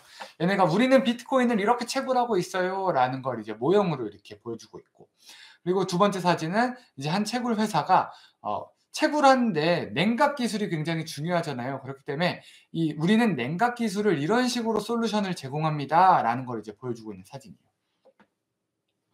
그리고 이 세 번째 사진은 전 세계적으로 가장 많은 비트코인 채굴기를 만들어서 파는 비트메인이라고 하는 회사의 이 엔트마이너라고 하는 브랜드죠. 그래서 엔트마이너 S21XP라고 하는 신형 모델이 나와서 이거 홍보하러 왔어요 라고 하면서 이제 신형 채굴기 홍보하고 있는 사진입니다. 저희도 이 엔트마이너 회사의 채굴기를 사용을 하고 있죠. 그리고 더불어서 우리는 채굴기만 만들어서 파는 게 아니라 이 컨테이너도 같이 만들어서 팝니다. 그리고 필요하시면 냉각 솔루션도 같이 제공을 해드릴게요. 만약에 당신이 비트코인 채굴을 하고 싶으시다면 우리한테 돈만 주세요. 우리가 처음부터 끝까지 다 해드립니다 라는 걸 이렇게 보여주고 있고, 실제로 이 냉각기를 현장에 이렇게 가져다 놓기도 했습니다. 그래서 굉장히 큰 규모로 이루어지고 있다라는 거를 제가 두 눈으로 이렇게 보고 왔고, 그리고 이 세 번째 사진은 뭐냐면 아이마인과 비슷하게 이제 채굴 대행해주는 회사예요. 그래서 여기 보면 MIM이라고 하는 회사인데, 얘네가 이제 이제 좀 전면에 내세운 게 이 전기세입니다. 전기세. 여기 보면은 0.047달러다라고 되어 있죠. 그래서 제가 궁금해가지고 이제 가서 물어봤습니다. 인터뷰를 했어요. 당신들 뭐 하는 회사입니까? 라고 물어보니까 당연히 뭐 얘네들 우리 비트코인 채굴 대행하는 회사입니다. 당신들한테 우리는 비트코인 채굴 서비스를 해주고 있어요 라고 하니까 이제 저한테 물어보더라고요. 너 비트코인 채굴하고 있냐? 채굴 안 하고 있다 그랬습니다. 나 좋은 회사 어디 없는지 찾으러 왔다 그랬더니 요 분이 그러면 우리 회사 얘기 한번 들어볼래? 이러면서 이제 막 얘기를 시작합니다. 그래서 자기네 채굴장이 지금 에티오피아에 있대요. 지금 보고 계시는 이 사진이 에티오피아입니다. 우리 에티오피아의 채굴장에 있어서 굉장히 저렴하게 전기 비용을 제공을 할 수가 있어. 그렇기 때문에 지금 에티오피아라고 하는 지역이 채굴자들 사이에서 엄청나게 핫한 지역인 거 알지? 그래서 우리가 너네한테 0.047달러의 전기 비용을 제공할 수 있는 거야. 이거 엄청나게 저렴하다. 너 알다시피 채굴자들이 평균적으로 쓰는 그 전기 비용이 0.1달러에서 0.07달러야. 0.047달러는 이거 거의 절반 수준이기 때문에 굉장히 경쟁력이 있는 거야. 그러니까 너 비트코인 채굴할 거면 우리 회사랑 같이 이렇게 하는 게 좋을 것 같아 라고 말씀을 하셨는데 제가 도망 나왔습니다. 왜냐면 제가 하고 있는 건 이것보다 조금 더 좋은 조건이기 때문이죠. 이런 데를 가는 이유는 실제로 우리가 강의장에서 혹은 유튜브 링크에서 유튜브 강의에서 혹은 뭐 여러 가지 글에서 읽는 것처럼 뭐 그렇다더라. 전기세가 평균적으로 얼마라더라. 그렇기 때문에 우리가 지금 받고 있는 이 서비스 자체가 굉장히 좋은 거라더라. 이런 것이 아니라 실제로 가면 제가 직접 눈으로 보고 듣고 그리고 제가 느낄 수 있는 것들이 많기 때문에 저는 이런 거를 좀 가려고 되도록이면 노력을 하는 편입니다. 그래서 이렇게 다양한 곳 방문해가지고 인터뷰도 하고. 자, 그리고 요게 이제 그 전시회장 홀입니다. 그래서 이 오른쪽에 있는 이 하늘색으로 칠해진 곳이 전부 다 비트코인 마이닝 관련 부스예요. 여기가 다 마이닝 관련 부스고, 이 왼쪽에 이 초록색 부스가 그 비트코인 거래소, 그리고 암호화폐, 비트코인 뭐 지갑 서비스, 뭐 비트코인 페이먼트 서비스, 뭐 그리고 비트코인 관련 언론사, 뭐 이런 것들이 모여 있는 데가 이제 왼쪽이에요. 그래서 과반수 이상이 비트코인 채굴 회사라는 걸 보면 지금 이 시점에서 암호화폐 시장, 특히 비트코인 산업 안에서 대세가 되고 있는 사업은 비트코인 채굴이구나라는 걸 알 수가 있었다라는 겁니다. 그래서 여러분들도 올해 5월 달에 열리거든요. 미국. 이번에 라스베가스에서 열립니다. 그래서 관심 있으신 분들은 꼭 한번 방문을 해보시길 바라겠습니다. 자, 그래서 저한테 시간을 좀 많이 주셨어요. 그래서 이거 채굴 얘기도 다 하고 갈 겁니다. 저는. 그래서 채굴이 뭐냐, 도대체 채굴이라는 게 뭐길래 사람들이 이렇게 저 많은 사람들이 비트코인 채굴에 대해서 이렇게 관심이 있어 하냐. 근데 그 전에 이제 우리가 채굴이 뭔지에 대해서 좀 정확하게 좀 알아볼 필요가 있습니다. 이 채굴이라는 건 여러분들 아시다시피 땅을 파서 광물 따위를 캐내는 행위를 우리는 채굴이라고 해요. 그러다 보니까 우리 머릿속에는 이제 이런 이미지가 떠오르는 거죠. 비트코인을 채굴해? 그러면 이런 곡괭이 가지고 어디 가서 땅을 파나 보다. 아니면 이런 드릴 가지고 땅을 파면 비트코인이 나오나 보다. 근데 그게 말이 안 되잖아요. 그래서 매칭이 안 되는 거죠. 비트코인을 채굴한다는데 비트코인 채굴기는 컴퓨터라는데 이게 뭔 소리냐? 자, 이걸 이해하기 위해서 여러분들 비트코인의 원리를 이해하셔야 됩니다. 자, 근데 또 해석하게도 비트코인의 원리를 이해하기 위해서 제가 굉장히 복잡한 말을 쓸 건데요. 그렇게 하면 여러분들이 이제 어렵고 재미없으시니까 제가 조금 쉽게 설명을 하도록 하겠습니다. 자, 여기 보시면 이제 제가 나연이랑 석구를 데리고 왔습니다. 나연이랑 석구를 데리고 왔어요. 얘네가 어느 이유에서인지는 모르겠지만, 이유가 뭔지는 모르겠지만 더 이상 돈 거래를 계좌이체로 못 한다는 거예요. 얘네가 비트코인으로 돈 거래를 해야 된대요. 그래서 이 둘이 이제 돈 거래를 비트코인으로 주고받기로 한 거죠. 그래서 나연이가 야, 그래도 내 실명 쓰긴 좀 그렇고 나는 A라는 이름으로 쓸게.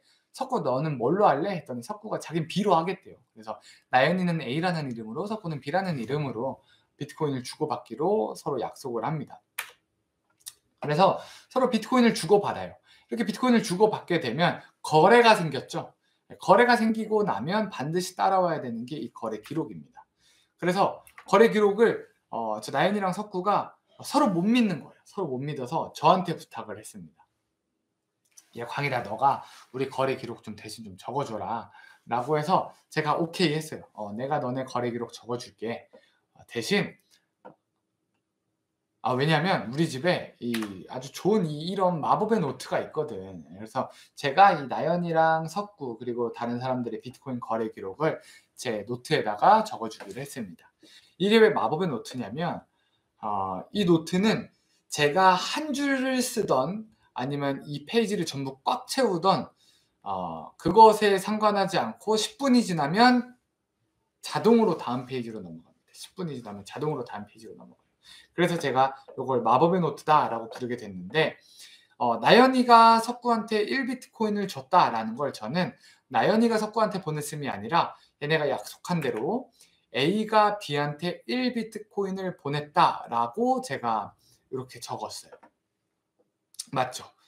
그리고 나서 또 이제 그 다음 거래 기록도 제가 열심히 막 적었습니다. 막 열심히 적다 보니까 한 가지 의문점이 들어요. 이 C가 누구냐? A는 나연이고 B는 석구인데 이 C가 누구냐? 나연이는 나연이는 이 C라는 존재에 대해서 분명히 알고 있을 겁니다. 왜냐하면 3비트코인이나 보냈기 때문이죠.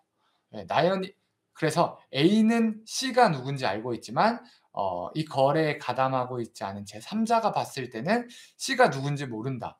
그래서 이것이 비트코인이 여러분들께 제공하는 투명성과 익명성의 공존이다라고 저는 여러분들한테 설명을 좀 드려요.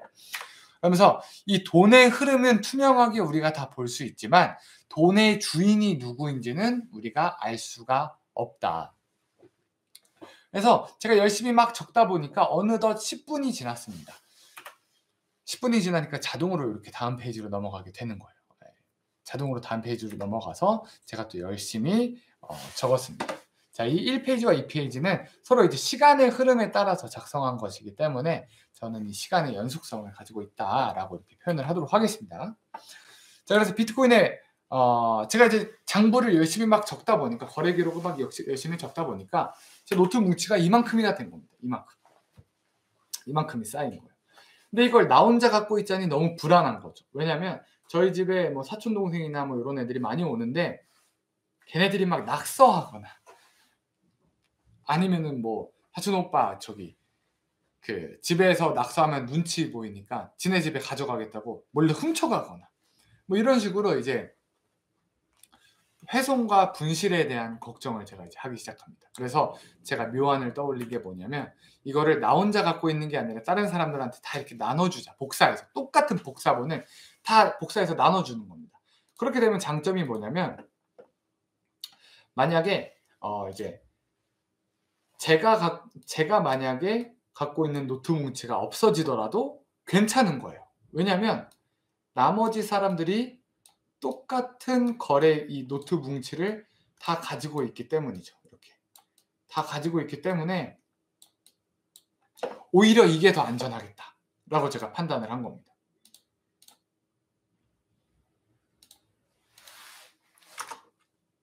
이게 이제 여러분들 비트코인입니다.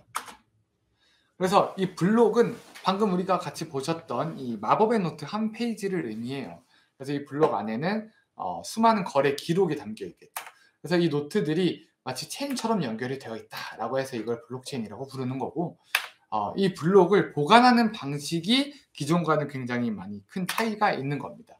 그래서 이 우리의 노트 뭉치를 거래 기록이 적혀 있는 이 노트 뭉치, 즉 블록 뭉치를 한 군데에서 보관하고 있는 게 아니라 다른 사람들한테 똑같이 복사본을 동기화시켜서 배분하는 것, 이것이 이제 블록체인의 보관 방식이 되겠고 이것이 이제 탈중앙화된다라고 표현을 하는 겁니다. 그래서 여기서는 6대의 컴퓨터가 거래 기록을 가지고 있는 것보다 수백 대, 수천 대, 수만 대의 컴퓨터가 이것을 보관하는 게 더욱더 안전하기 때문에 탈중앙화 되면 될수록 이것이 더욱더 안전해진다. 그래서 사람들한테 이 비트코인과 블록체인에 관련된 이 시스템을 막 제가 소개를 했어요. 소개를 하다 보니까 사람들이 이걸 딱 듣고 야 이거 괜찮은데 나도 한번 해볼까? 라는 이제 생각이 든 거죠. 근데 제가 조건을 하나 달았습니다. 근데요 이거 하시려면 집에 갖고 계시는 그 컴퓨터 24시간 동안 끄시면 안 되고 이거 연결해 두시는 동안에 다른 거 업무 절대 하시면 안 돼요. 만약에 그 컴퓨터 가지고 게임이나 뭐 다른 업무 같은 거 처리할 거 있으시면 그냥 컴퓨터 새로 하나 사셔야 됩니다. 라고 이렇게 얘기를 했어요. 그랬더니 사람들이 주춤하게 되는 거예요. 야, 그럼 이거 돈도 내야 되고 이거 별론데? 그래서 이 안에 보상 체계가 이렇게 들어 있습니다. 이게 바로 이제 우리가 이야기하는 비트코인 채굴이라는 시스템인 거죠. 그래서 이 컴퓨터는 단순히 연결이 되어 있는 게 아니라 블록이 제시하는 이 암호 문구를 해결하는 행위를 24시간 동안 하게 되고 그로 인해서 가장 먼저 이 암호를 해결한 사람한테 비트코인이 지급이 된다. 그래서 이것이 비트코인의 블록체인에 연결이 되어 있으면서 보상으로 지급받는 비트코인 채굴이라는 시스템을 이런 식으로 비유해서 여러분들한테 설명을 드린 겁니다. 그래서 마치 이 시스템이 광부가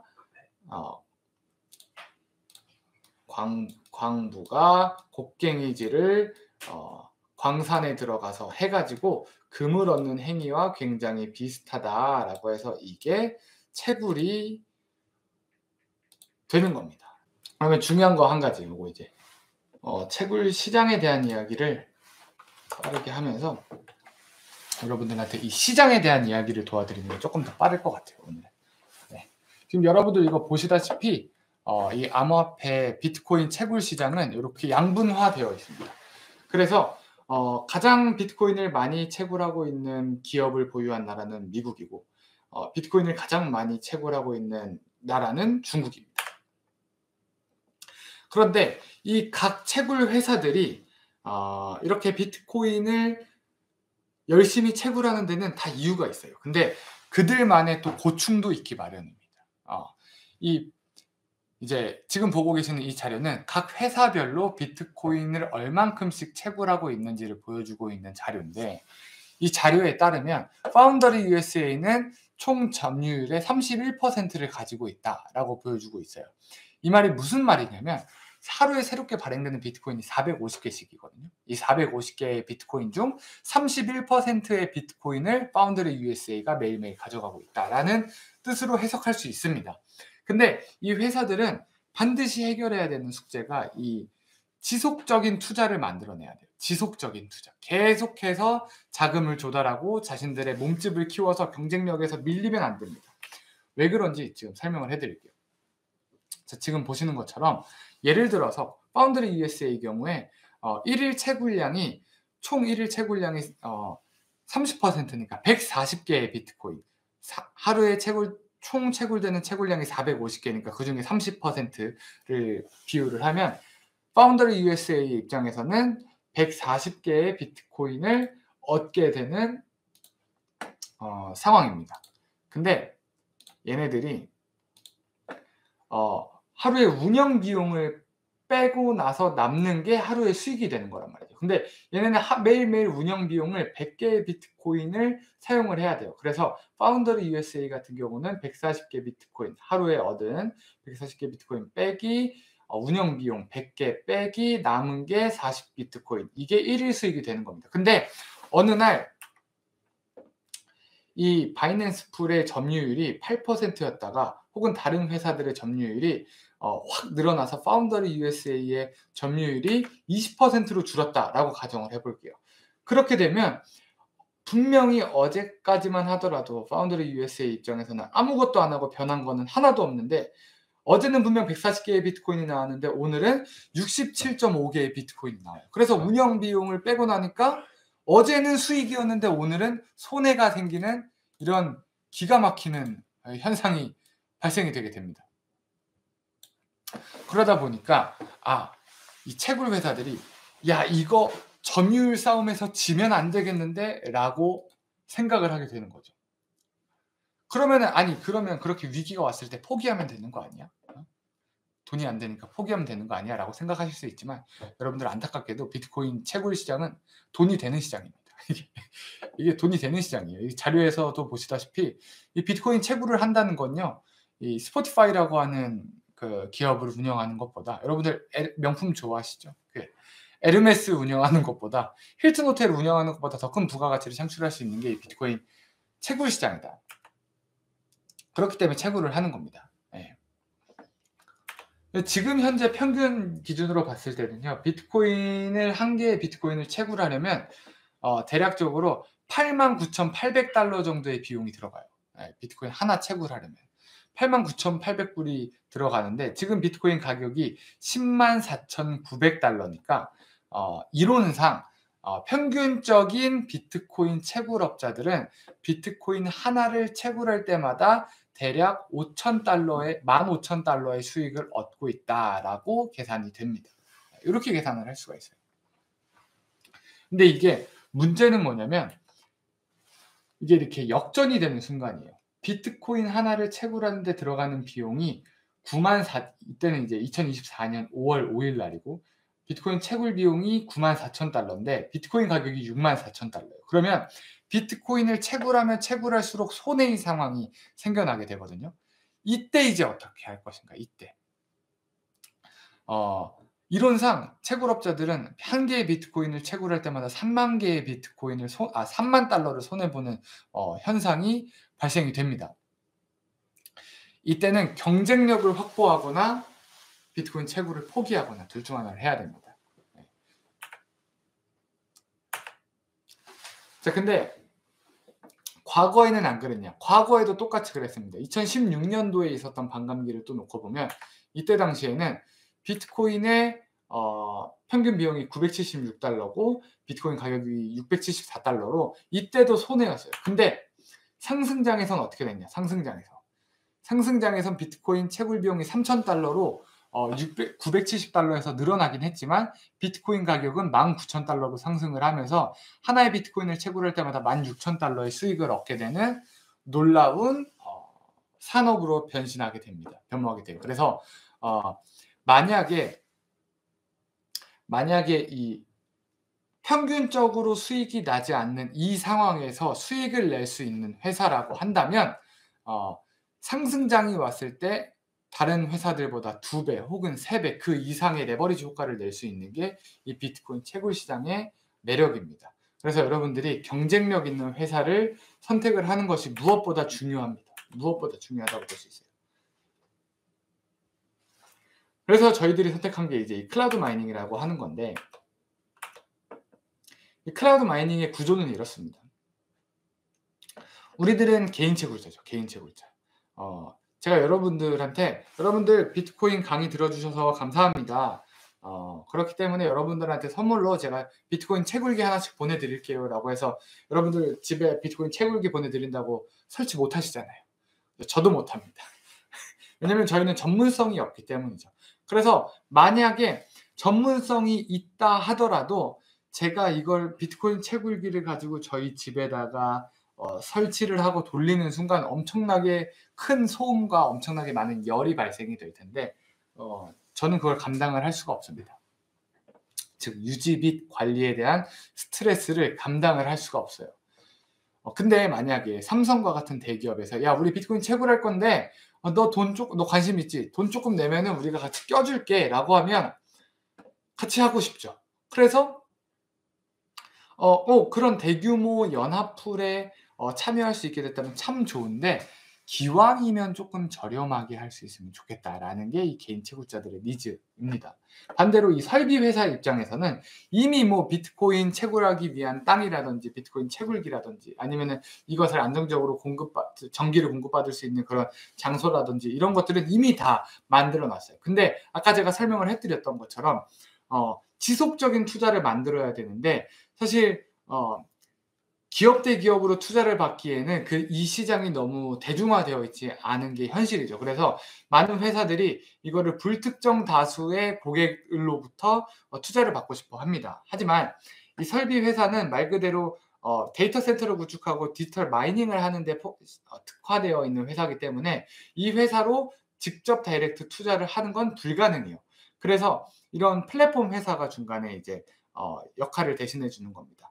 제 개인적인 생각으로는 이 플랫폼 회사가 어떻게 보면은 영업부서라고도 생각이 듭니다. 그래서 설비 회사가 구축해 놓은 이 데이터 센터의 컴퓨팅 파워 일부를 플랫폼 회사가 가지고 와서 이 플랫폼 회사에서 패키징을 하죠. 상품화 과정을 거칩니다. 그래서 총 컴퓨터 파워를 얼마로 잡고 이거는 가격은 얼마로 설정을 하고 이것에 대한 기간은 얼마로 설정하고 이것을 서비스하는 기간 동안 당신이 내야 되는 전기 비용은 이만큼으로 고정하고 이렇게 해서 상품화 과정을 만들어내게 됩니다.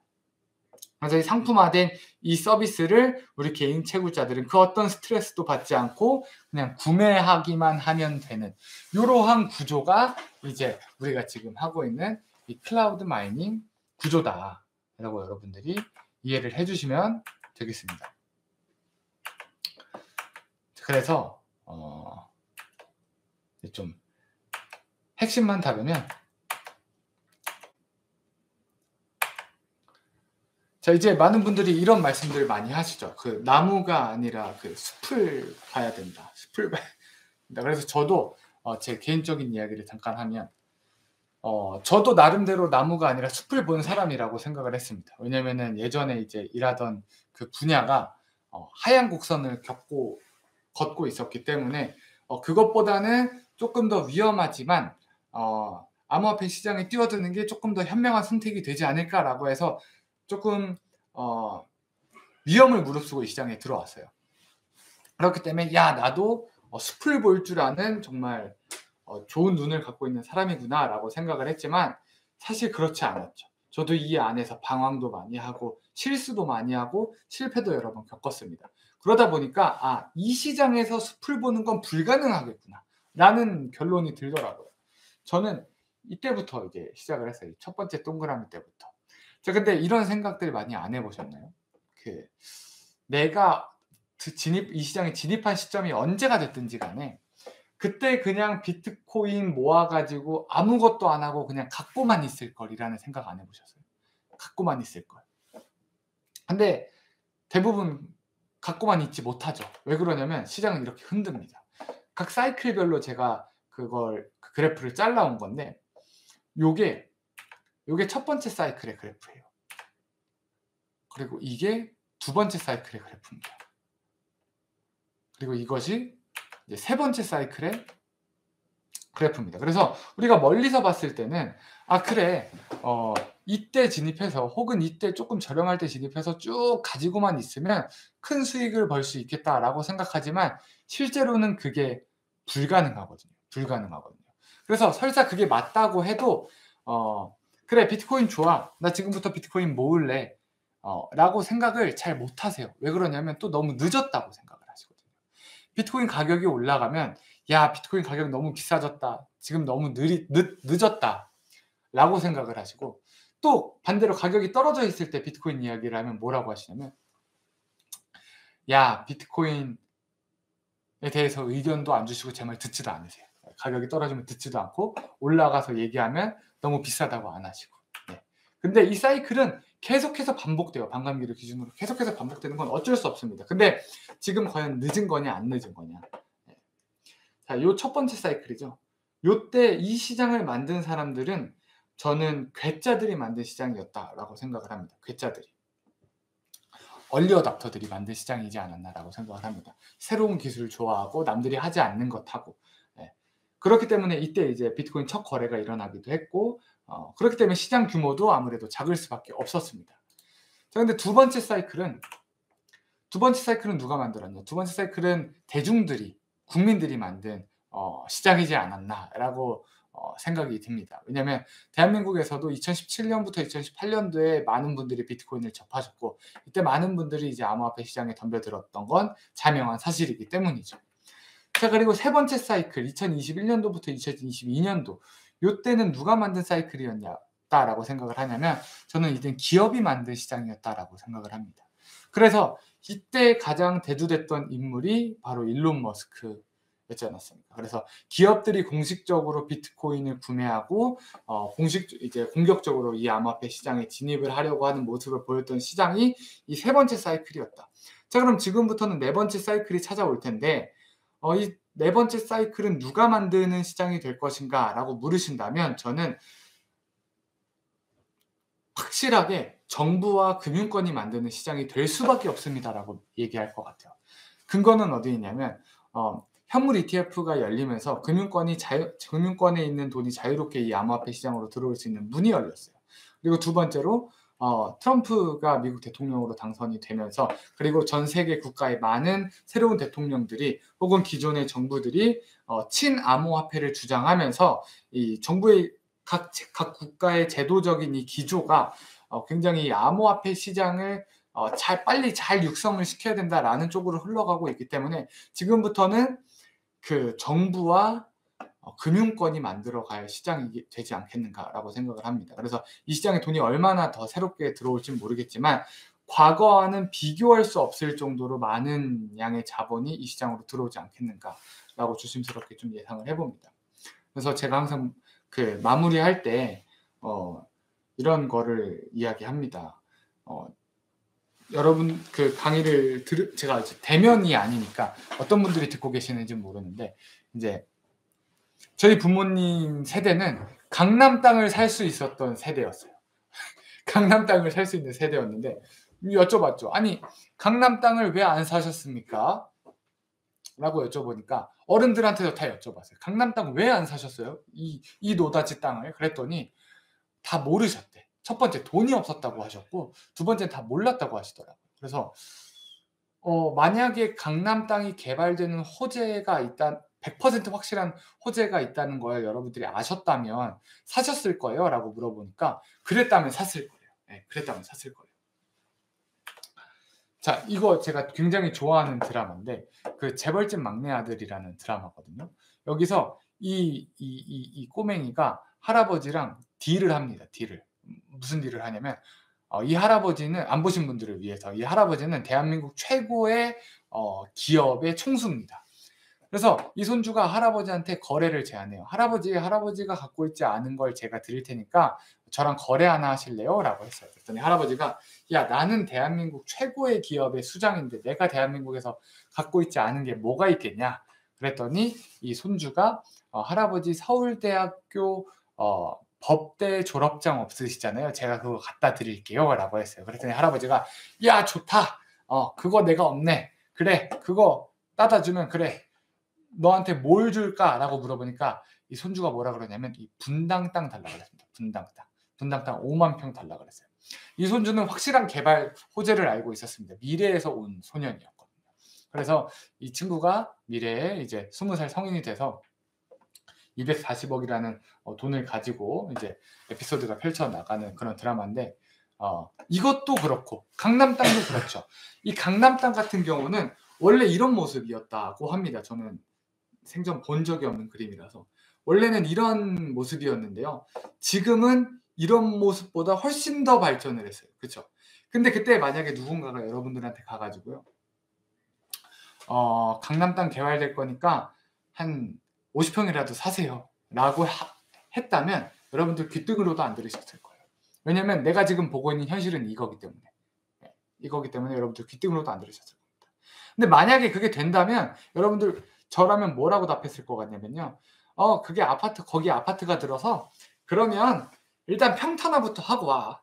평탄화부터 하는 거 보고 진짜 착공이 들어가는지 아닌지 내가 보고 나면 그때 결정하려니까. 그래서 실제로 착공이 들어갔어요. 지금 빨리 이제 지금이라도 뭐 분양권이라도 사시죠. 이거 분양권 돈 될 것 같은데. 그럼 뭐라고 답하냐면 대부분 사람들이 그러면 거기다가 콘크리트 철근 거기다 받고 아파트가 이렇게 올라가는 모습이 보여야 내가 분양권을 사든 말든 할 거 아니야 라고 이야기를 하죠. 그리고 아파트 올라갔어. 아파트 올라가고 나면 사람들이 또 뭐라 그러냐면 야, 아파트만 있으면 뭐해. 그 주변에 상권이나 이런 게 아무것도 없는데 떨렁 논밭에 아파트 하나 있는 게 뭐가 돈이 된다 그래. 그 주변에 상권이 개발이 되고 좀 호재가 생기면 그때 투자할게 라고 하면서 우리 주변에 기회가 수천 번 수만 번 찾아왔음에도 불구하고 여러분들은 내가 확인하고 할게, 검증하고 할게, 조금 있다가 할게 라고 계속 뒤로 미루십니다. 그러다가 결국 그 기회들을 다 놓쳐요. 저도 그랬고 여러분들도 그러셨고 대부분의 많은 사람들이 그런 삶을 살고 있습니다. 근데 저는 지금이 마지막 타이밍이라고 생각을 합니다. 정부와 금융권이 암호화폐를 주무르고 있는 가장 마지막 타이밍인데 이때마저도 야, 그거 내가 검증되면 할게. 한국에 법 생겨서 안전장치 생기면 내가 그때 할게 라고 하는 건 또 똑같은 실수를 반복하는 꼴이 되지 않나 라고 생각을 합니다. 그래서 여러분들 혹시 만약에 암호화폐 시장에 진입을 하셨다면 최선을 다해서 하셔야 되는 시기가 지금이지 않나 라고 생각이 들고 혹시 만약에 지금 암호화폐 시장에 진입을 할까? 나도 채굴을 한번 해볼까 말까? 검증을 해야 되는데 검증할 수 있는 데이터가 너무 부족한 거 아니야? 라고 생각이 드신다면 일단 참여하십시오. 일단 검증은 저희가 여기서 몇 년 동안 해왔습니다. 예. 그리고 나서 들어오신 다음에 검증하셔도 늦지 않습니다. 예. 한시가 급한 상황이기 때문에 여러분들 똑같은 실수 반복하지 마시고 이 시장에 들어오셔가지고 여러분들이 누릴 수 있는 기회, 여러분들이 잡으실 수 있는 찬스 전부 다 잡으시면서 여기서 큰 성공 얻으시길 바라면서 제가 오늘 준비한 강의 조금 많이 이제 중간에 함축을 했는데 다음번에는 조금 더 이제 풍성한 내용으로 돌아오도록 하겠습니다. 감사합니다. 네. 지금 2시간 동안 아니구나. 1시간 한 반이네. 강의는 오래 안 했어요. 1시간 반 정도. 공유를 어떻게 중지하는지. 공유 중지 여기. 여기군요. 네. 자, 네. 굉장히 그 깊이 있고 좋은 그 내용으로 강의를 들은 것 같습니다. 일단은 지금 1시간 반 이상 수고 많았고요. 감사합니다. 네, 너무 잘 들었습니다. 밑에 듣다가 자꾸 전화가 와가지고 네. 어쨌든 이렇게 전반적으로 내가 이야기하고 막 이렇게 했었던 내용들인데 더 디테일하게 또 참고 자료나 이런 것들을 충실하게 이렇게 또 해가지고 더 많이 도움이 됐던 것 같고 어떻게 내 방송이라고 일부러 그렇게 잡아서 온 건가? 아닙니다. 평소에도 이렇게. 평소에. 네. 근데 어제 특별히 좀 신경을 더 많이 쓰긴 했어요. 어제 부랴부랴 이제 막 작업을 더 하면서 좀 추가를 하긴 했습니다. 아무튼 여러분들 우리 최강일 그 마스터에게 보이진 않지만 여러분들 또 응원의 박수 부탁드리겠습니다. 네. 다음번 이제 방송은 2월 11일 날 있을 것 같습니다. 그때는 또 제가 직접 하도록 해보고 그 다음에 그 이후에 또 2월 달에 한 번 더 잡혀 있는 것 같은데 그때는 또 다른 이제 그 강사를 모셔가지고 또 이야기를 들어보는 시간을 갖도록 하겠습니다. 여러분들 오늘 수고 많으셨습니다. 끝까지 참여해 주신다고 감사합니다. 네, 다음 달에 뵙겠습니다. 네. 감사합니다. 감사합니다. 네.